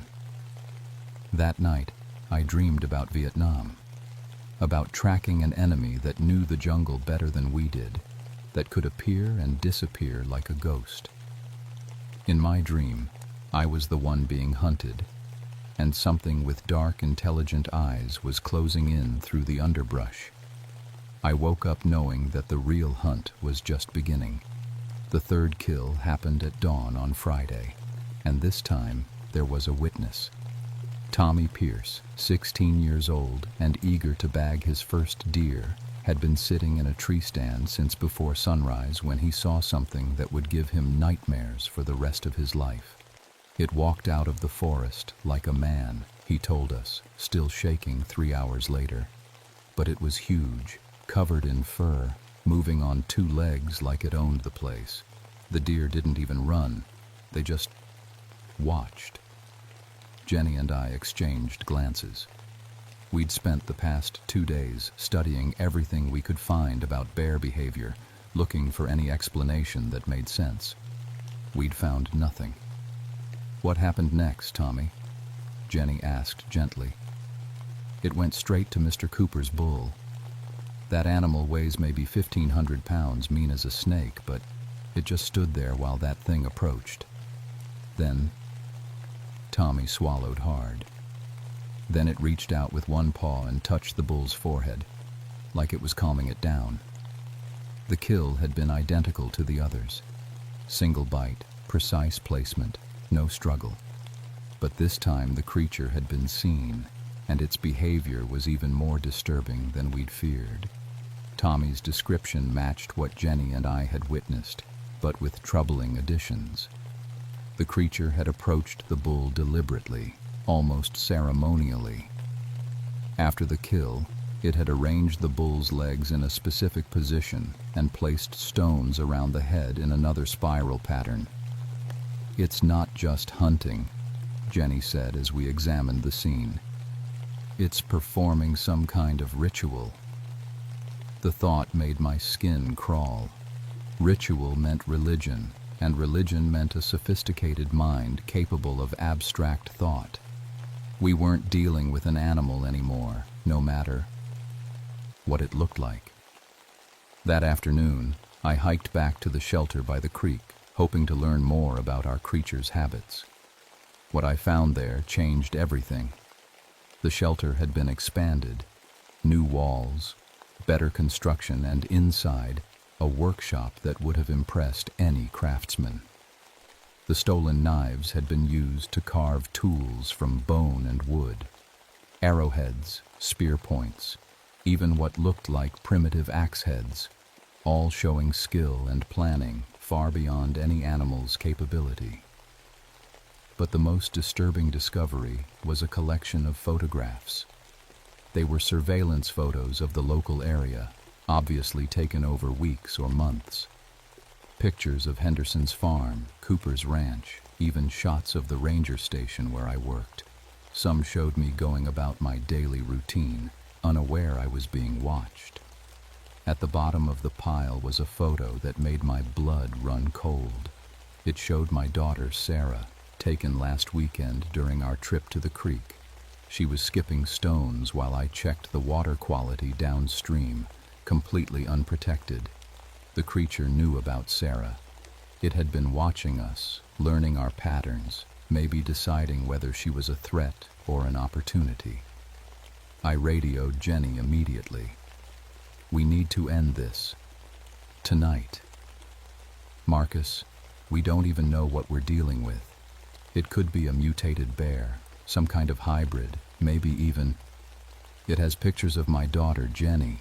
It's been stalking her." The silence on the radio stretched for a long time. When Jenny finally responded, her voice was grim. "What do you want to do?" We spent the rest of the day preparing. Jenny brought tranquilizer guns loaded with enough sedative to drop a horse. I cleaned my rifle and loaded it with 180-grain bullets that could punch through a car engine. We also brought flares, spotlights, and enough rope to secure something the size of a small truck. As the sun set, we took positions near the creek shelter. The plan was simple: wait for the creature to return, tranquilize it if possible, kill it if necessary. We couldn't let something that dangerous continue to operate so close to human settlements. But the creature had learned to expect us. Around midnight, we heard movement in the forest, but it came from the wrong direction. Something large was circling our position, staying just outside the range of our lights. Occasionally, we'd catch a glimpse of reflecting eyes, but never long enough for a clear shot. Then the sounds started. Low rumbling calls echoed through the darkness, coming from different directions. At first, I thought it was just our creature, but the timing was wrong. The calls were being answered from multiple locations around us. "There's more than one," Jenny whispered. The realization hit me like a physical blow. We'd been assuming we were dealing with a single rogue animal, but these coordinated calls suggested a pack, maybe a family group that had learned to work together. The first attack came from behind us. Something crashed through the underbrush and hit our equipment cache with the force of a small truck. Batteries scattered, radio equipment shattered, and our spare ammunition disappeared into the darkness. I spun around with my rifle but saw nothing except overturned gear. Whatever had hit us was already gone, melted back into the forest like a shadow. "They're testing us," Jenny said, her voice tight with fear, "seeing how we react." The second attack was more direct. A creature not quite the same as the one we'd seen before, smaller but just as intelligent, stepped into our light circle from the downstream side. It stood upright, maybe 7 feet tall, and held one of our stolen hunting knives in its right paw. Jenny fired first, the tranquilizer gun making a soft popping sound. The dart hit center mass, but the creature just looked down at it curiously, then pulled it out and tossed it aside like a mosquito bite. The dosage was calculated for normal bear metabolism, Jenny said desperately. If their biology is different. I brought my rifle up, but before I could fire, the creature spoke. Not words exactly, but sounds that carried clear meaning. A rumbling communication that seemed to say, stop, or wait, or listen. The tone was almost human, intelligent, and purposeful. For a moment, the three of us stood frozen in a triangle of tension. The creature with the knife, Jenny with her tranquilizer gun, me with my rifle trained on its center mass. One wrong move and someone was going to die. Then, from somewhere in the darkness behind the creature came another voice, deeper, more authoritative. The sound carried the weight of command, and our creature immediately lowered the knife and stepped back. Something much larger emerged from the shadows. This was the Alpha, the one we'd seen at the shelter, 8 feet tall and massively built, but moving with the fluid grace of a predator in perfect control. Its dark eyes fixed on mine, and I felt that same calculating intelligence I'd encountered before. When it spoke, the sounds were more complex, almost like a crude language. And somehow, impossibly, I thought I understood some of it. It was asking why we were there, why we were threatening its territory, what we wanted. "We can't let you keep killing livestock," I said, knowing how crazy it sounded to talk to a bear. "People depend on those animals." The creature tilted its massive head, considering my words. Then it made a series of sounds that felt like laughter, but not the kind that suggested amusement. It was the laughter of something that found human concerns irrelevant. When it stepped forward, I knew our time for talking was over. The Alpha creature moved toward me with terrifying purpose, but just as I tightened my finger on the trigger, Jenny grabbed my arm. "Wait!" she shouted.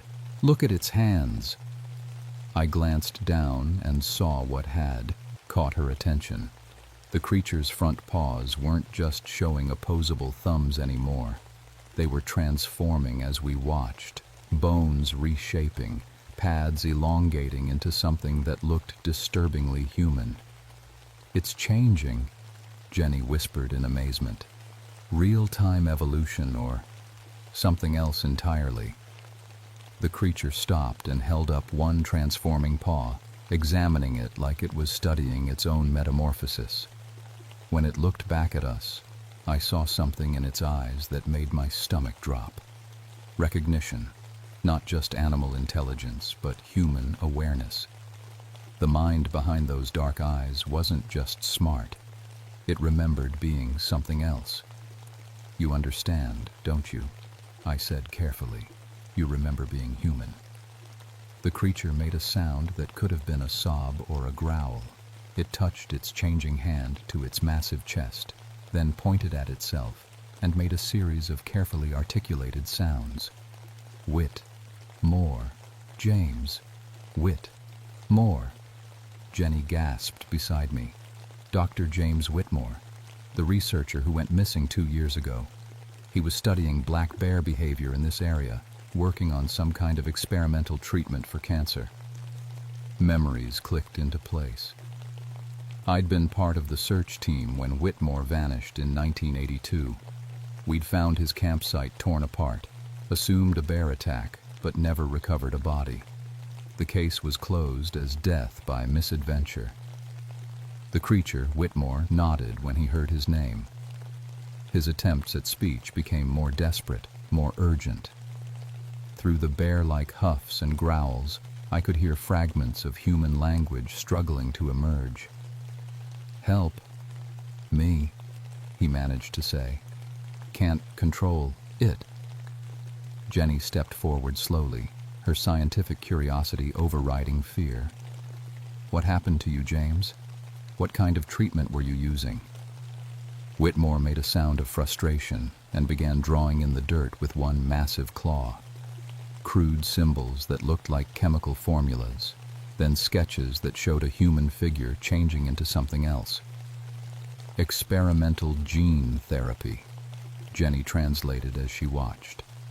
Something designed to enhance immune response by incorporating animal characteristics. But it went wrong. The smaller creature that had been with Whitmore moved closer, and I saw the same human intelligence in its eyes. Another victim, another researcher who'd been transformed by whatever Whitmore had been working on. "How many of you are there?" I asked. Whitmore held up his partially human hand, fingers splayed. 5 of them, all trapped between human consciousness and bear physiology, all driven by instincts they couldn't fully control. "The livestock killings," Jenny said. "You're still trying to act human, but the bear nature is too strong during certain times." Whitmore nodded miserably. He began drawing again, showing phases of the moon, indicating that the transformations and loss of control were cyclical. During the new moon, they could think clearly, almost manage human speech. But as it waxed toward full, the animal nature took over completely. "Tomorrow night is the full moon," I realized. "That's why you came to us now, while you can still think." What happened next changed everything. Whitmore reached into the thick fur around his neck and pulled out a small waterproof container. Inside were pages covered with detailed notes in shaky handwriting, his research journals documenting the entire transformation process. The treatment had been designed to give cancer patients the regenerative abilities of bears. Whitmore had tested it on himself first, watched it work beyond his wildest hopes. His cancer was cured, his body stronger than it had ever been. But the treatment had incorporated more bear DNA than he'd expected. With each passing month, more of his human genetics were being overwritten. Soon, he'd lose the ability to think in human terms altogether. He and his colleagues would become true animals, but with the hunting intelligence they'd retained from their human lives. "We're dangerous," he managed to say. "Tomorrow night. Can't stop ourselves." Jenny was reading through his notes frantically. There might be a way to reverse it. His original formulation included a neutralizing agent, but it was never tested. The window is closing, though. Once the transformation reaches a certain point, it becomes permanent. Whitmore nodded and pointed to himself, then to his companions in the shadows. They were all close to the permanent threshold. This might be their last chance to choose what they became. "The neutralizing agent is at your old lab," Jenny continued, "but the dosage would have to be exact, and someone would need to administer it during the peak transformation tomorrow night, when the bear DNA is most active." I understood what she was asking. Someone would have to get close enough to inject a potentially lethal dose into 5 creatures that would be in the grip of uncontrollable animal fury. "There's something else," Whitmore said, his voice becoming less human by the minute. "Others. Coming. Military. Want to study." My blood went cold. If word had gotten out about Whitmore's transformation, there would be teams coming to capture him and his colleagues. Whatever government program had originally funded his research wouldn't want loose ends running around the Virginia mountains. We had maybe 24 hours before this forest was crawling with soldiers who saw Whitmore's group as either weapons to be weaponized or threats to be eliminated. "We'll help you," I said finally, "but you have to trust us completely. And if the treatment doesn't work..." Whitmore met my eyes and nodded. He understood that I'd have to kill him and his companions if they couldn't be saved. It was the only way to protect innocent people from what they might become. As dawn broke, we made plans that sounded like pure insanity. Jenny would return to town to gather the necessary chemicals and equipment for the neutralizing agent. I would stay with Whitmore's group, trying to keep them calm and hidden until the treatment could be administered. But as I watched Whitmore struggle to maintain human awareness while his body continued its terrible transformation, I wondered if we were already too late. The full moon was rising, and with it came the beast that James Whitmore was fighting so desperately not to become. The neutralizing treatment had to be administered at the exact moment of peak transformation, when the subjects were most bear-like, but before the change became irreversible. Jenny calculated that window at approximately 2 hours after moonrise. We set up in a clearing near the creek, with Whitmore and his 4 colleagues arranged in a rough circle. As the moon climbed higher, I watched 5 brilliant minds slip away into animal consciousness. Their attempts at human speech became grunts and huffs. Their careful movements turned into the predatory stalking of apex predators. Jenny worked frantically to prepare 5 syringes with precise dosages. Too little and the treatment would fail. Too much, and it would kill them outright. She'd had to estimate body weights and metabolic rates for beings that had never existed before. "Marcus, they're losing it," she whispered as one of the smaller creatures began pacing restlessly around our equipment. Whitmore was fighting the transformation hardest, but even he was slipping. His eyes were losing their human awareness, becoming the calculating gaze of a predator sizing up potential prey. When the moment came, everything went wrong at once. The largest of Whitmore's colleagues, a woman who'd been his research partner before the transformation, suddenly charged our position. 800 pounds of muscle and claws moving faster than anything that size had a right to move. I fired my rifle, aiming for her shoulder, hoping to slow her down without killing her. The bullet spun her around but didn't drop her. She came again, roaring with rage and pain. Jenny managed to inject her with the neutralizing agent mid-charge, but we had no way to know if it would work in time. The creature hit me like a freight train, driving us both to the ground. For 30 seconds, we wrestled in the dirt while I tried to keep her massive jaws away from my throat. Her breath was hot and rank, her strength beyond anything human. Just when I thought she'd tear my head off, she suddenly went limp. The transformation was reversing. Fur receded, bone structure shifted, and within minutes I was holding an unconscious woman in torn clothing instead of a monster. "It works!" Jenny shouted, but her celebration was premature. The other 3 creatures had scattered when the fight started. Only Whitmore remained, and he was fully animal now, stalking us with the patient hunger of a predator that knew it had trapped its prey. I raised my rifle but couldn't bring myself to fire.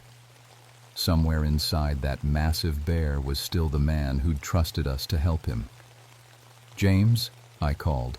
"Dr. Whitmore, I know you're in there. Let us help you." The creature paused, tilting its enormous head. For just a moment I saw a flicker of human recognition in those dark eyes. That moment of hesitation was enough. Jenny darted forward and drove the syringe deep into his shoulder. Whitmore roared and spun toward her, but I tackled him before he could strike. We went down hard, rolling through the underbrush while the neutralizing agent fought against months of genetic chaos in his system. Gradually, his struggles weakened. The massive frame began to shrink. The fur receded. When it was over, I was holding a middle-aged man who weighed maybe 160 pounds, unconscious but breathing steadily. Jenny checked his pulse and nodded. "Vitals are stabilizing. I think we got him in time." We found the other 3 creatures over the next 2 hours. The treatment worked on all of them, though one, a young graduate student, would never fully recover his speech. By sunrise, we had 5 confused, traumatized humans who remembered very little about their time as bear-human hybrids. Whitmore was the most coherent, and he helped us destroy all evidence of his research. "No one can ever know what we discovered," he said as we burned his notes. The temptation to weaponize this would be too great. I agreed completely. We'd seen what happened when human intelligence was combined with predator instincts. It created something more dangerous than either species alone. We reported the incident as a successful hunt for a rogue bear pack. The livestock killings stopped, the farmers were satisfied, and life in Jefferson National Forest returned to normal. Whitmore and his colleagues were relocated with new identities.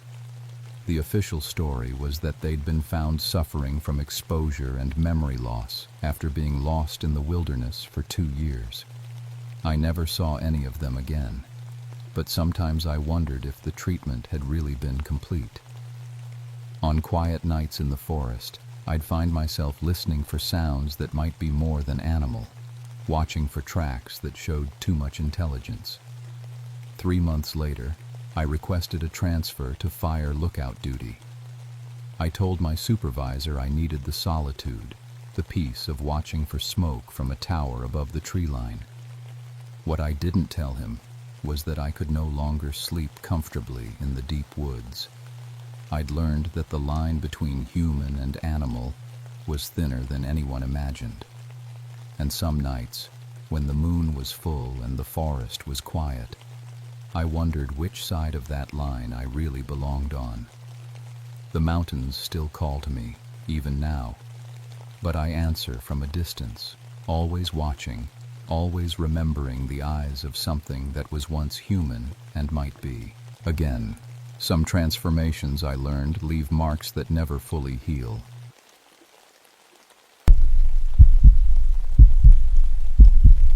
My name is Dorothy Silverstone, and I've been a backcountry ranger in Cherokee National Forest for 13 years. People call me Dot. Most folks think being a ranger means sitting in a tower watching for fires. But winter duty is different. When blizzards hit these mountains, I'm the one who goes out to find people who got caught in the storm. I learned mountain rescue on the ski slopes in Colorado before I came to Tennessee. Back then, I was trying to prove a woman could do anything a man could do. Still am, I guess. Being the first female backcountry ranger here means every mistake gets noticed twice as much. That February morning started like any other winter day. Janet made coffee while I checked my gear. We'd been together 3 years, but nobody at work knew that. 1973 wasn't a good time to be open about loving another woman, especially not in a job where men already questioned if I belonged. "Radio says the storm's getting worse," Janet said, handing me the steaming cup. Snow was already falling hard outside our cabin. I kissed her cheek.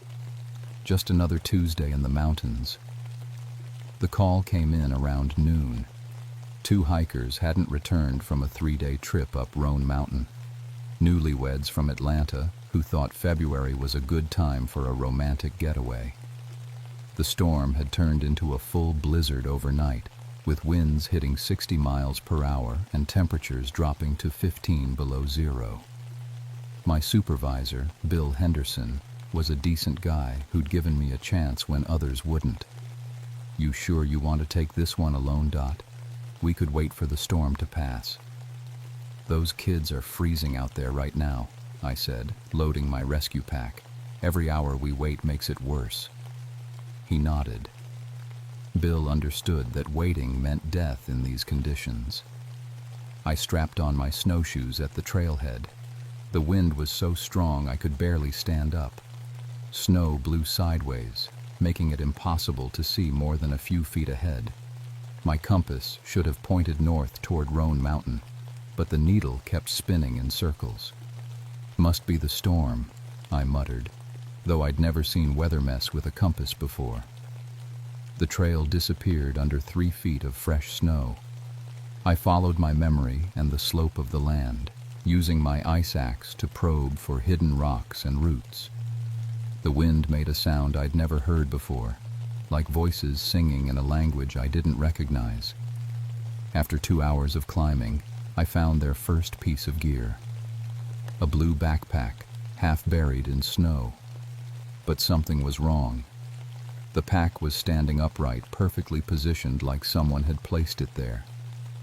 Around it, smaller items were arranged in a perfect circle.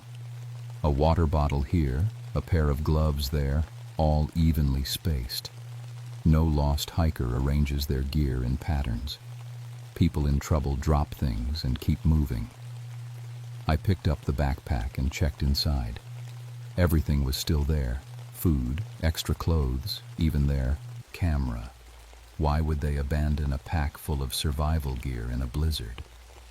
The wind picked up again, and I swear I heard singing. Not the kind of sound wind makes through trees, but actual voices. Multiple people singing together in harmony, though I couldn't see anyone through the blowing snow. My radio crackled. I tried to call base camp, but all I got was static mixed with something that sounded like drumming.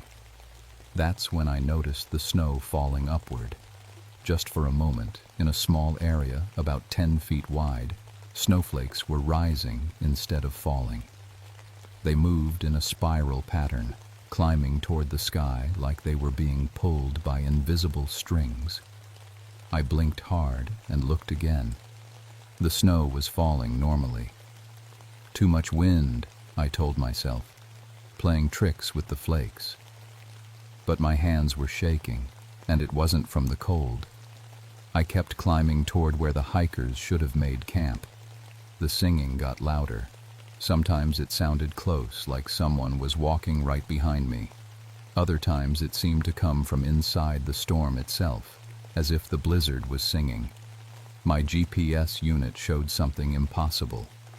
According to the screen, I was standing in the middle of the Atlantic Ocean, 500 miles from shore. I turned it off and back on. Same reading. "Come on," I muttered, smacking the side of the device. Electronics don't work well in extreme cold, but I'd never seen one fail this completely. The temperature was dropping fast. My breath froze the moment it left my mouth, and ice was forming on my eyelashes. In conditions like this, the human body shuts down in hours. Those newlyweds didn't have much time left. I found their tent about a quarter-mile up the trail. It was set up perfectly. No damage from wind, stakes driven deep into the frozen ground, rain fly properly secured. But it was empty. Their sleeping bags were laid out neat and flat like they'd never been slept in. Their clothes were folded in tidy piles. Nobody folds their clothes when they're freezing to death in a blizzard. Inside the tent, frost covered everything in strange patterns. Instead of the random ice crystals you normally see, these looked deliberate, like someone had painted designs on the tent walls with water and let them freeze. The patterns looked almost like writing, but in no alphabet I'd ever seen. I backed out of the tent and stood up. That's when I saw the footprints, not the hikers' prints.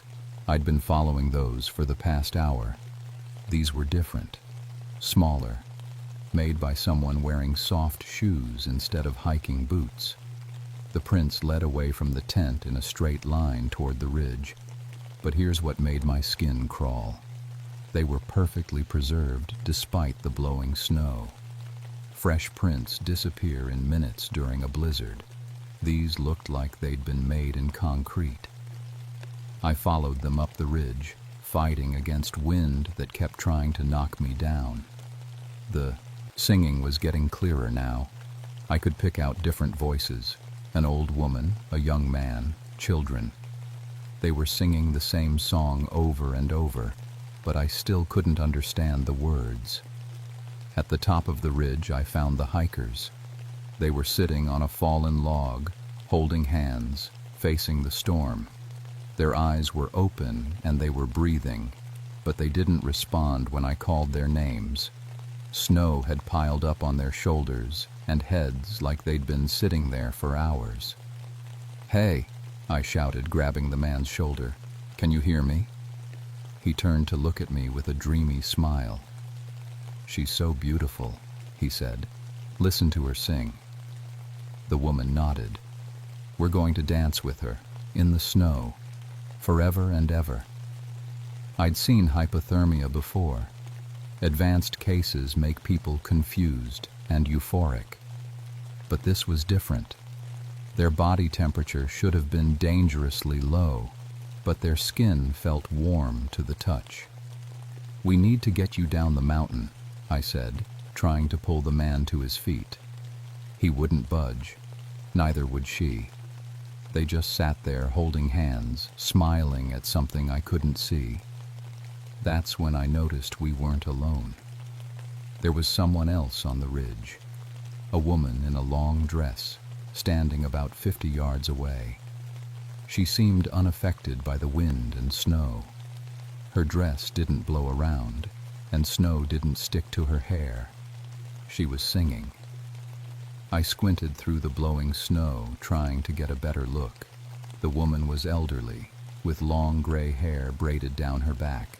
She wore traditional Cherokee clothing, a long dress with intricate beadwork and a blanket around her shoulders. But her skin had a strange glow to it, like moonlight on water. "Ma'am," I called out, "are you lost?" She stopped singing and looked directly at me. Her eyes were completely white, like cataracts, but somehow I could tell she was seeing me perfectly. She raised one hand and pointed at the hikers. The temperature dropped 20 degrees in an instant. Ice formed on my jacket so fast I could hear it crackling. The hikers stood up in perfect unison, still holding hands, and began walking toward the woman. "Stop!" I shouted, but they didn't listen. They walked through the deep snow like it was solid ground, their feet not sinking at all. I tried to follow, but with each step the snow got deeper. Soon I was struggling through drifts up to my waist while they walked easily across the surface. The woman in the dress began singing again. This time I understood some of the words. Not because I spoke Cherokee, but because somehow the meaning appeared in my mind. "Come home, lost children. Come home to the mountain. Come dance in the snow that never melts." The hikers reached her and took her hands. All three of them began to glow with that same moonlight radiance. Then they turned and walked toward the edge of the ridge, where a cliff dropped off into darkness. "No!" screamed, fighting through the snow, but I was too far away. They stepped off the cliff and vanished. I scrambled to the edge and looked down.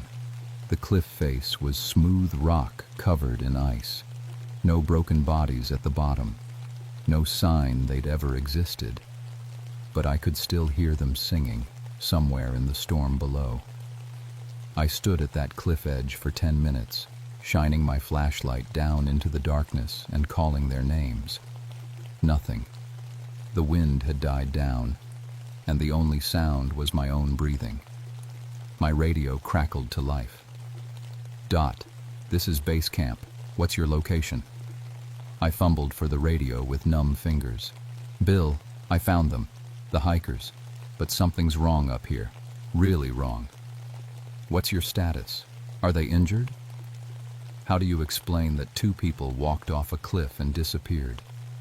How do you tell your boss that a woman in traditional Cherokee dress made them do it by singing? I need backup, and maybe someone who speaks Cherokee." Static filled the radio for a long moment. "Cherokee? Dot, are you okay? You're not making sense. There's someone else up here, an elderly Cherokee woman. I think she's in trouble too." "Negative, Dot. You're the only person on that mountain. GPS shows you're completely alone." I looked around. The ridge was empty now, except for me and the abandoned tent below.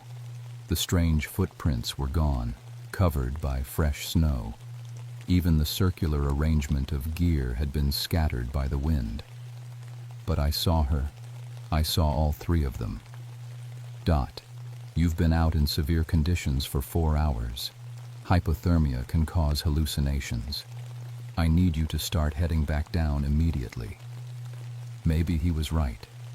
Maybe the cold was getting to me. But I knew what I'd seen. I made my way back to the hiker's tent to gather evidence. If they were really gone, I needed to bring back their gear. But when I unzipped the tent door, I found them inside. The young man and woman were in their sleeping bags, zipped up to their chins, eyes closed. They looked peaceful, like they were having pleasant dreams. "Thank God," I whispered, crawling into the tent. "I thought you were—" I reached out to shake the man's shoulder, and my hand went right through him. They were there, but not there, like looking at people through water. I could see them clearly, but when I tried to touch them, there was nothing but cold air. They opened their eyes at the same time and smiled at me. "She's coming for you next," the woman said in a voice that sounded like wind through pine trees. "The Winter Witch. She's been waiting so long for someone like you. Someone who belongs to the mountain," the man added. "Someone who understands the cold." Their forms began to fade like melting ice. "She needs a new guardian. The old ways are dying, but the mountain remembers." "What old ways?" I asked, but they were gone. The tent was empty except for their gear, which was now covered in that same strange frost writing.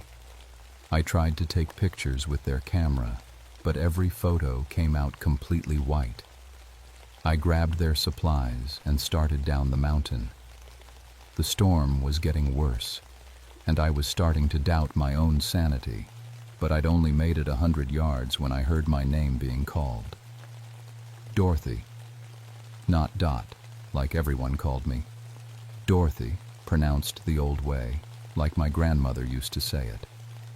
I turned around. The Cherokee woman was standing behind me, close enough to touch. Up close, I could see she was beautiful, despite her age. Her face was unlined but ancient, like she'd been carved from mountain stone. "You're not supposed to be up here in this weather," I said, falling back on ranger training. "Let me help you get to shelter." She smiled. "I am the shelter. I am the storm. I am the mountain's memory of winter." "I don't understand." "Your people came to our sacred places. They cut down the old trees. They built roads where no roads should be. They forgot the mountain has a spirit." Wind began swirling around us, but strangely, I felt warmer instead of colder. I tried to warn them gently, moved their equipment, made them feel unwelcome. But they kept coming, so I called the winter to drive them away. The hikers are safe. They dance with the winter spirits now. No cold can harm them. No hunger can touch them. She stepped closer. "You could join them, Dorothy. You understand the mountain better than most." I thought about my life. 13 years of proving myself to men who didn't think I belonged. Fighting for respect I might never get. Coming home exhausted to Janet, who worried every time I went out on a dangerous call. The Winter Witch held out her hand. "No more struggling. No more fighting to prove your worth. Just peace. Just the mountain and the snow and the eternal dance." For a moment I almost took her hand. The offer was tempting. No more sexist jokes. No more dangerous rescues. Just quiet and cold and... Janet's face flashed in my mind. She'd be waiting for me at home, probably making soup and worrying about the storm. If I disappeared, she'd never know what happened to me. "I can't," I said. "I have someone who needs me." The Winter Witch's expression changed. The kindness disappeared, replaced by something ancient and angry. "Then you will know the price of refusing the mountain's gifts." She raised her arms, and the storm exploded around us with fury I'd never experienced. Wind slammed into me like a physical blow, knocking me off my feet. Snow turned into ice pellets that stung like bullets. The temperature dropped so fast that my breath turned to crystals before it left my mouth. I couldn't see anything but white, couldn't hear anything but screaming wind. My compass spun wildly, and my GPS showed impossible locations all over the world. But somehow, I knew exactly which way to go. The storm followed me down the mountain like a living thing. Every time I thought I'd escaped it, winds would slam into me from a new direction. Snow piled up faster than physics allowed, sometimes reaching my knees in minutes. I was maybe a mile from the trailhead when I fell through the ice on a stream that shouldn't have been frozen solid. The water underneath was flowing backward, uphill, defying gravity. I pulled myself out, soaked and freezing, and realized my clothes weren't getting wet. That's when I understood this wasn't just weather. This was something older and more powerful than any storm. I'd heard stories growing up, Cherokee legends about the Nunahi, spirit people who lived in the mountains. My grandmother on my mother's side had been part Cherokee, though she never talked about it much. But she'd told me once that the mountains themselves were alive, and some places were too sacred for ordinary people. You should have listened to the stories, child. The winter witch materialized out of the blowing snow, walking beside me like we were old friends taking a casual stroll. She looked different now, younger, stronger, with power crackling around her like electricity. My grandmother told me stories, I said, still fighting through the deep snow. But I thought they were just stories. Stories are how we preserve truth, how we warn the children about dangers they've never seen. Her voice carried easily over the wind. I was a medicine woman when the soldiers came to drive us west. This mountain was sacred to our people. We held ceremonies here for 1,000 years. I kept walking, but I was listening. When they forced us to leave, I stayed behind. Let my body die in the snow rather than abandon the sacred places. The mountain accepted my spirit as its guardian. That was over 100 years ago. Time means nothing to the mountain, but change does. Your people have forgotten how to respect the wild places. They think they can build anywhere, take anything, possess what cannot be owned. We reached a clearing I recognized, the site where a construction company had been planning to build a ski resort. They'd cut down trees and blasted away part of the ridge before environmental groups stopped them with lawsuits. I'd supported the protesters, though I couldn't say so publicly because of my job. This is where it started, the Winter Witch said. They dug up the burial ground where my people's bones rest, scattered sacred remains like garbage. That's when I called the true winter. In the clearing, I could see them. Dozens of translucent figures in Cherokee clothing dancing in the snow. Men, women, children, all the spirits of people who died defending this mountain or been forced to leave it. They're beautiful, I whispered. Join us, Dorothy. You've spent your whole life fighting for your place in a world that doesn't want you. Here, you would be honored. Here, your strength would be valued. I thought about Janet again, about our quiet life together, hidden from the world, about all the times I'd bitten my tongue when male rangers made jokes about women, about all the battles I still had to fight. What about the people down there, the ones who'll freeze if this storm keeps growing? They chose their path when they chose to desecrate sacred ground. Let them face the consequences. But some of them tried to stop it. Some of them fought to protect this place. The Winter Witch paused. You think like my people did, the good and the bad together, not just the bad alone.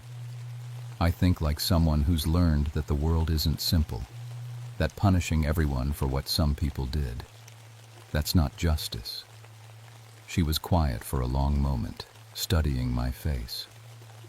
You would argue with spirits about justice? I'd argue with anyone about justice. That's who I am. For the first time, she smiled a genuine smile instead of the terrible, beautiful one she'd been wearing.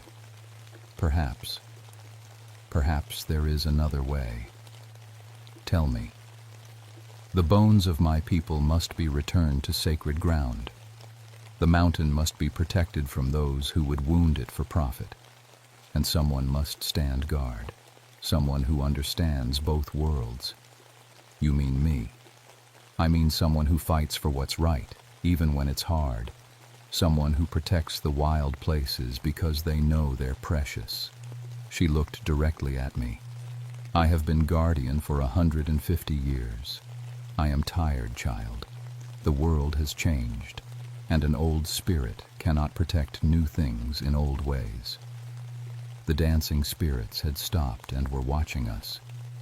In their faces I saw hope and sadness mixed together. If I agree to this, what happens to my life?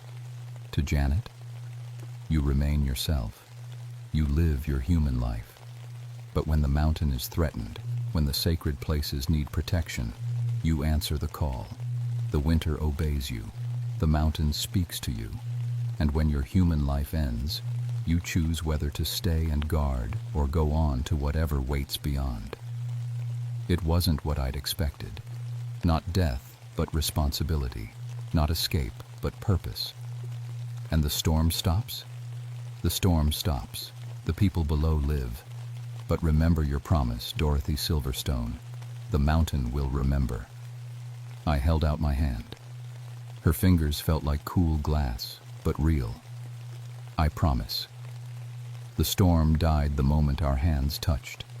1 second I was surrounded by howling wind and driving snow, and the next I was standing in perfect silence under a star-filled sky. The temperature was still cold, but normal winter cold, not the supernatural killing cold I'd been fighting for hours.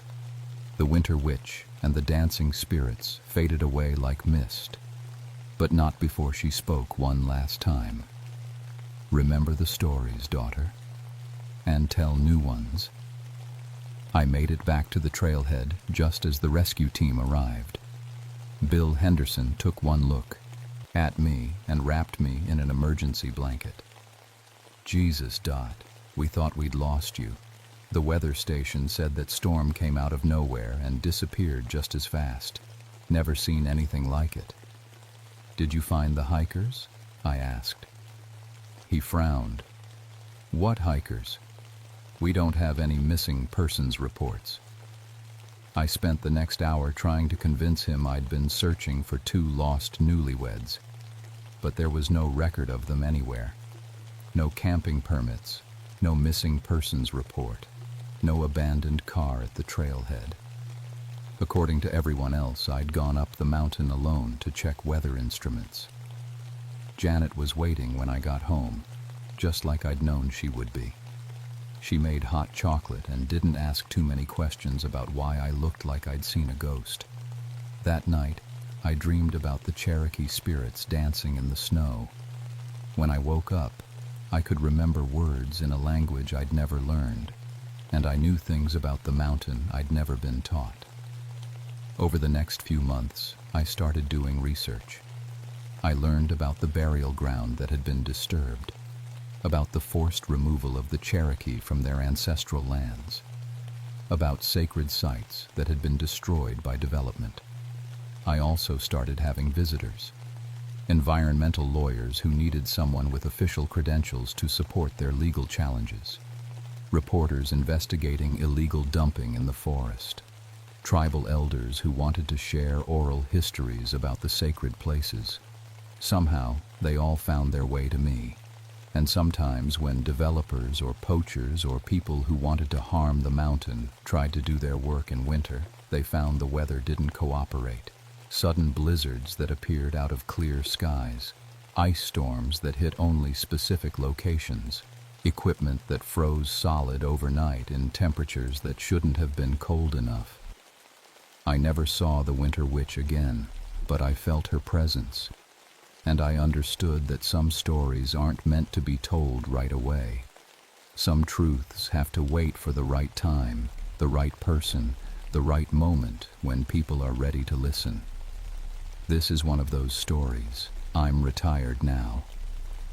Janet and I live in a little house at the edge of Cherokee National Forest, where we can see the mountains from our kitchen window. We're open about our relationship now. The world changed enough to allow that, eventually. But I still get calls sometimes. When hikers go missing in winter. When developers want to build in places they shouldn't. When the mountain needs someone who remembers the old agreements and the promises made in the snow. Because some responsibilities don't end with retirement. And sometimes, on the coldest winter nights, when the snow is falling just right and the wind sounds almost like singing, I remember dancing spirits and ancient promises. I remember that some places are sacred, and I remember that someone always has to stand guard.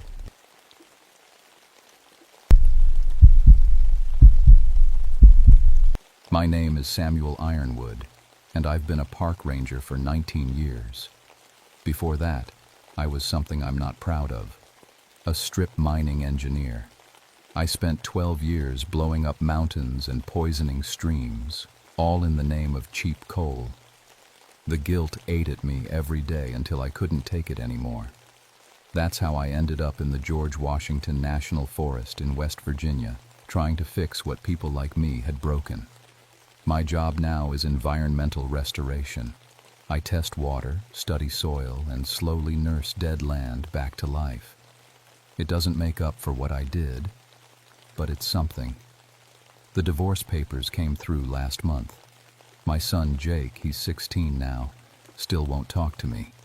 He found out about my old job when he was researching a school project about environmental damage. Seeing his father's name on those mining reports, well, that was the end of our relationship. Can't say I blame him. October 1982 was when everything changed. I was working in Coal Hollow, one of the worst sites I'd ever seen.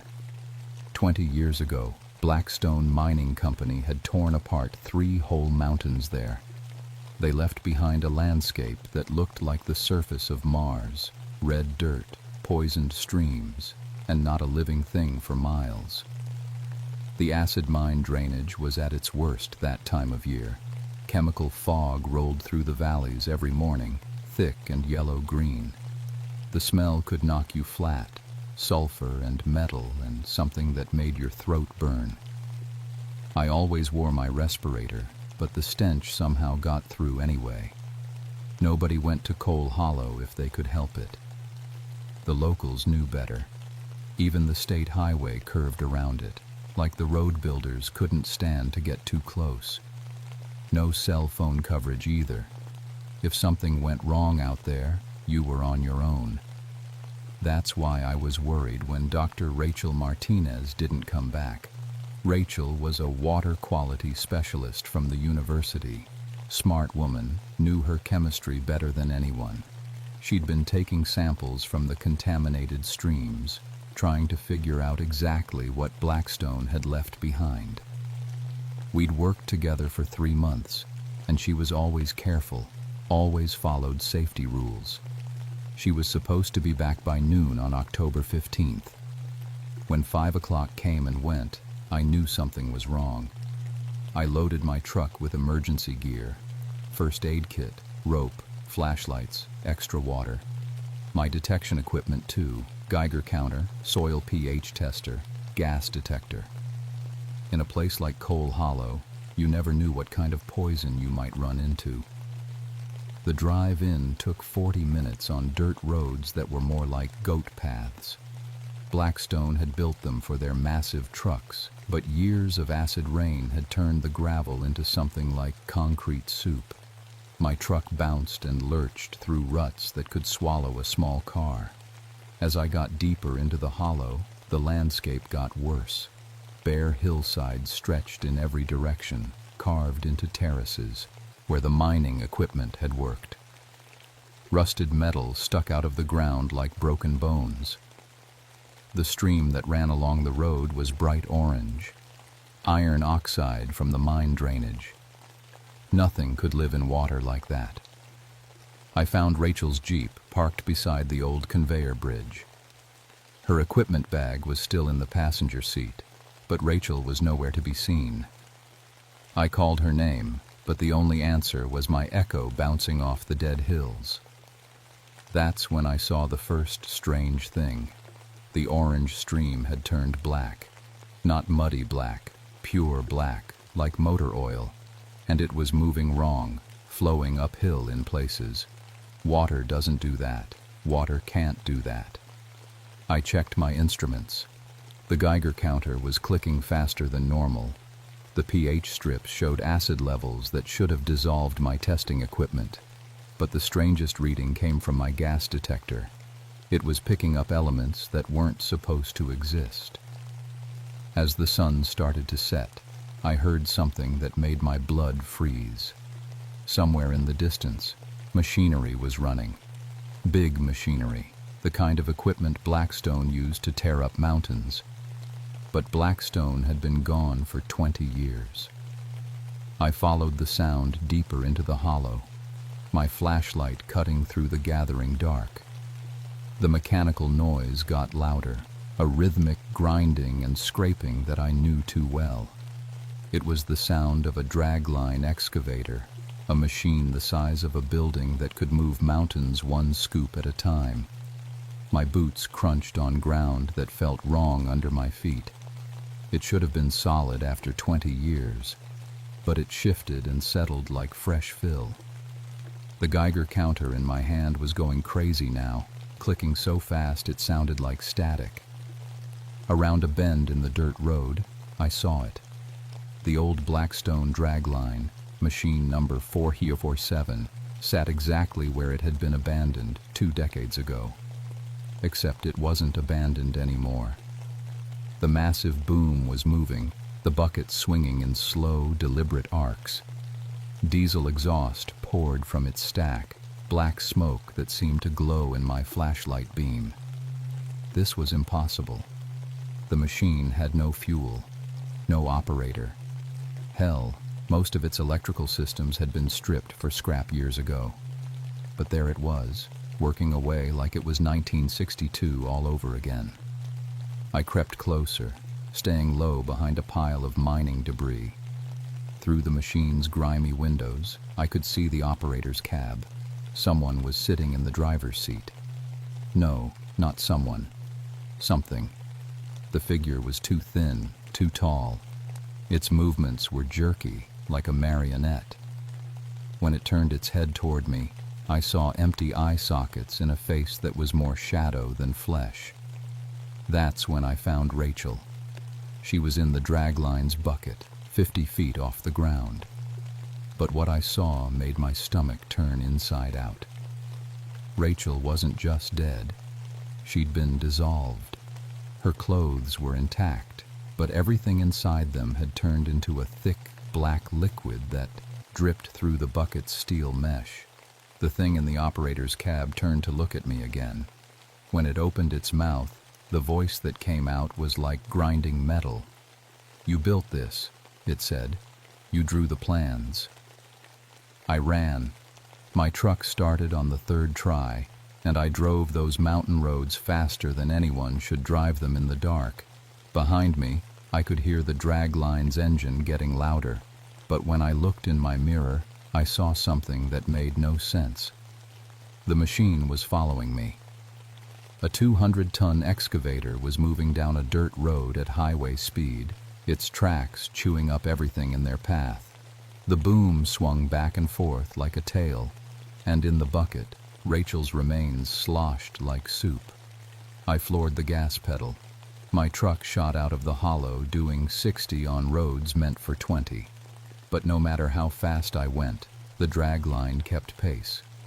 When I hit the main highway and really opened her up, the machine just vanished. 1 second it was there in my mirrors.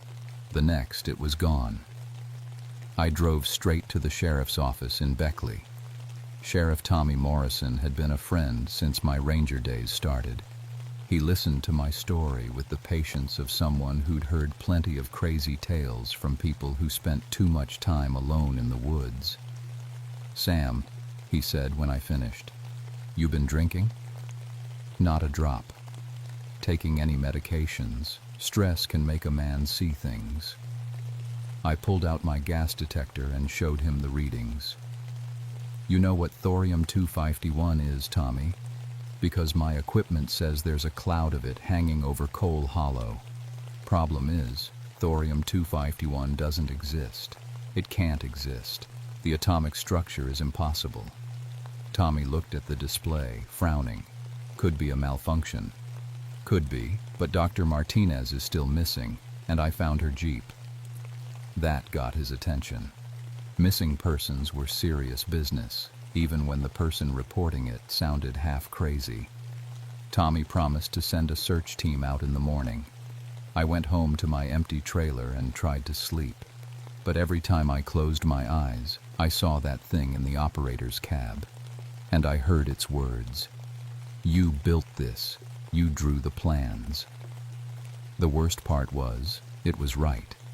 I had drawn plans for Blackstone's Coal Hollow operation. I'd calculated exactly how to strip those mountains most efficiently. I'd designed the waste ponds that poisoned the streams. I'd signed off on safety shortcuts that killed 23 men over the years. Machine 407 was one of mine. I'd specified its location, its operating parameters, even the angle of its tracks. Every ton of earth it had moved, every gallon of poison it had released. I was responsible. Now something was using my machine to hunt me. The search team found Rachel's Jeep the next morning, exactly where I'd said it would be. But they didn't find Rachel. They didn't find any sign of machinery either. The dragline sat silent and still, exactly as it had been for 20 years. Tracks are all wrong, Deputy Martinez told me later. No relation to Dr. Martinez, just an unlucky coincidence. Ground's been chewed up, sure enough, but the marks go in circles, like something was just spinning its wheels. Sheriff Morrison didn't say much when I met him at the site.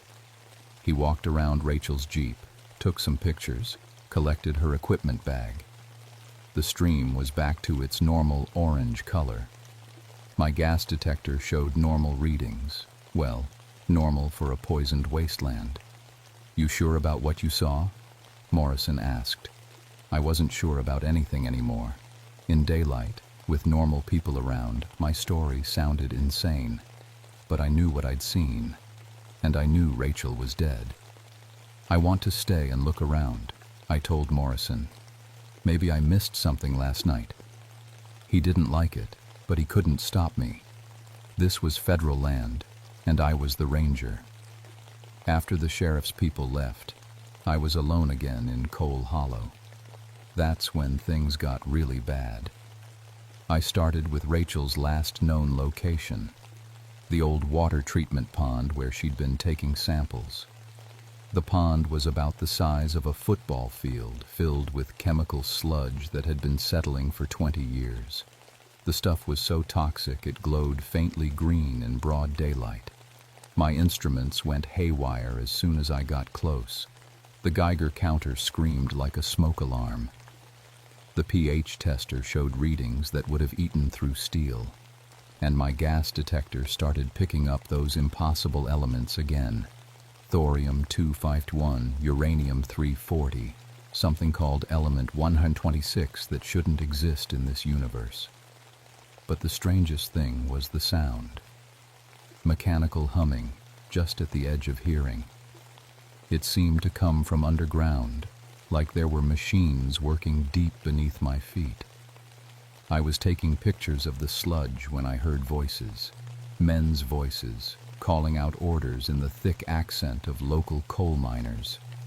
Watch that cable. Swing her around. Easy on the throttle. But there was nobody there. Just me and the poisoned pond and the dead hills. Then I saw them. Ghostly figures in hard hats and coveralls, moving around equipment that flickered in and out of existence. They looked like the men in the old Blackstone safety photos, the ones who'd died in cave-ins and equipment accidents and chemical explosions. They were operating phantom machinery, following the same routines they'd followed in life. One of them looked right at me. His face was burned away, probably from the acid spill that killed him in 1967. When he spoke, his voice echoed inside my head. "You killed us, engineer. Your shortcuts, your cost-cutting, your reports that said everything was safe." I tried to run, but my feet felt like they were stuck in concrete. More ghosts appeared, all 23 men who died because of decisions I'd made. They surrounded me, their burned and crushed faces full of 20 years of anger. "Now you pay," they said in unison. The ground beneath me started to shift. Cracks appeared, spreading out like a spider web. Chemical sludge bubbled up through the gaps, hissing and smoking. The ghostly miners were laughing, a sound like grinding gears. That's when the dragline started up again. Machine 447 roared to life 50 yards away. But this time it wasn't just one machine. There were 3 of them, all the heavy equipment that had worked this site. Bulldozers, dump trucks, conveyor systems, all of them crewed by dead men who wanted revenge. I broke free from whatever was holding me and ran for my truck. Behind me, the machinery was coming to life, diesel engines roaring and hydraulics screaming. But these weren't normal machines anymore. They moved too fast, turned too sharp. The dragline bucket swung at me like a wrecking ball, missing my head by inches. My truck started on the first try, small miracle. But as I drove toward the exit, a bulldozer cut me off. The thing was glowing with the same green light as the chemical sludge. Its blade was down, ready to push me into the poisoned stream. I yanked the wheel hard right and went off-road, bouncing over rocks and debris. In my mirror, I could see all the machinery following me, a parade of ghost equipment operated by dead men. They chased me to the edge of Coal Hollow. Then, just like before, they vanished. But this time I understood what was happening. The pollution wasn't just chemical anymore. 20 years of poison soaking into the ground where 23 men had died violent deaths had created something new, something that fed on guilt and grew stronger with each passing year. Coal Hollow had become a wound in the world, and it was hungry. I spent 3 days researching everything I could find about Coal Hollow. Old mining reports, safety inspections, accident records. The more I read, the worse I felt. Every single death could have been prevented. The cave-in in 1965, I'd recommended using smaller support beams to save money. The chemical spill in 1967, I'd designed the waste system with inadequate containment. The equipment accident that killed 5 men in 1969, I'd approved a maintenance schedule that was too light. 23 dead men, and I'd killed them all with my pen. The thing in Coal Hollow wasn't just some random ghost. It was collective guilt made manifest. The poisoned land, the dead miners, the rusted equipment. It had all fused together into something that demanded justice. And it wasn't going to stop with Rachel. On the 4th day, I got a call from Sheriff Morrison. "Sam, we got problems. That chemical fog from Coal Hollow, it's spreading. Reached Miller's Creek this morning, killed every fish in the stream and made 3 kids sick just from breathing it." I knew this would happen. The entity, whatever it was getting stronger. Soon it would be strong enough to spread its poison across the whole region. Unless someone stopped it. Unless I stopped it. I drove back to Coal Hollow one last time. This time I brought everything I had. My old engineering files, Rachel's final research, and a plan that would probably kill me. The place had changed. The orange streams were pure black now, and they flowed uphill, forming impossible waterfalls that fell toward the sky. The air itself was thick with poison. Without my respirator, I would have died in minutes. Machine 447 was waiting for me. The dragline sat in the center of the hollow, its boom raised like a praying mantis ready to strike. The thing in the operator's cab had changed too. It was bigger now, more solid.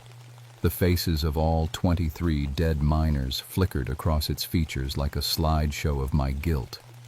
"You came back," it said in 23 voices at once. "I came to make a deal." The thing laughed, a sound like breaking glass. "No deals, only justice." "Listen to me," I said, pulling out my engineering files. "These are my reports. Every decision that killed your people. I'll burn them all. I'll spend the rest of my life undoing the damage I caused." "Too late," the entity said. The dragline's engine roared. "The poison spreads. The dead multiply. Soon the whole mountain will be ours." That's when I made the hardest decision of my life. I pulled out the detonator. "This is thermite," I said, showing the device I'd rigged to my truck's gas tank. "Military grade, hot enough to melt steel. I blow this thing and it takes me with it. But it also seals off the main chemical channel, cuts off your power source." The entity's face went rigid. "You would die?" "I've been dead for 20 years, ever since I signed my first mining report." I started walking toward the dragline. With each step, the machine's engine got louder, more angry. The boom swung toward me, but I kept walking. 23 men died because of my work," I shouted over the noise. "I can't bring them back, but I can make sure nobody else dies because of what I did." 50 yards from the machine. 40, 30. The entity was screaming now, all 23 voices at once. The dragline's tracks spun, digging deep furrows in the poisoned earth. But it wasn't moving toward me anymore. It was backing away. 20 yards. 10. I reached the base of the machine and placed my hand on the thermite charges I'd planted there 3 hours ago. The entity hadn't seen me do it. Ghosts might be able to control machines, but they apparently couldn't see through camouflage tarps. "Last chance," I said. "Leave this place. Let the land heal, or we all go together." The 23 voices spoke as one. "You destroyed us. I know. You poisoned our home. I know. You must pay. I am paying." I held up the detonator. The entity stared at me for a long moment. Then slowly, the dragline's engine shut down. The poisonous fog began to thin. The black streams started flowing downhill again. "Your guilt feeds us," the entity said quietly, "but your sacrifice starves us." The faces of the 23 miners appeared one last time, flickering across the operator's cab. This time they didn't look angry. They looked tired. "Fix it," they said. Then they were gone. The thermite charges were real, but I never had to use them. Whatever had possessed Coal Hollow seemed satisfied with my willingness to die for my mistakes. The next morning, the chemical fog was gone. The streams ran orange instead of black.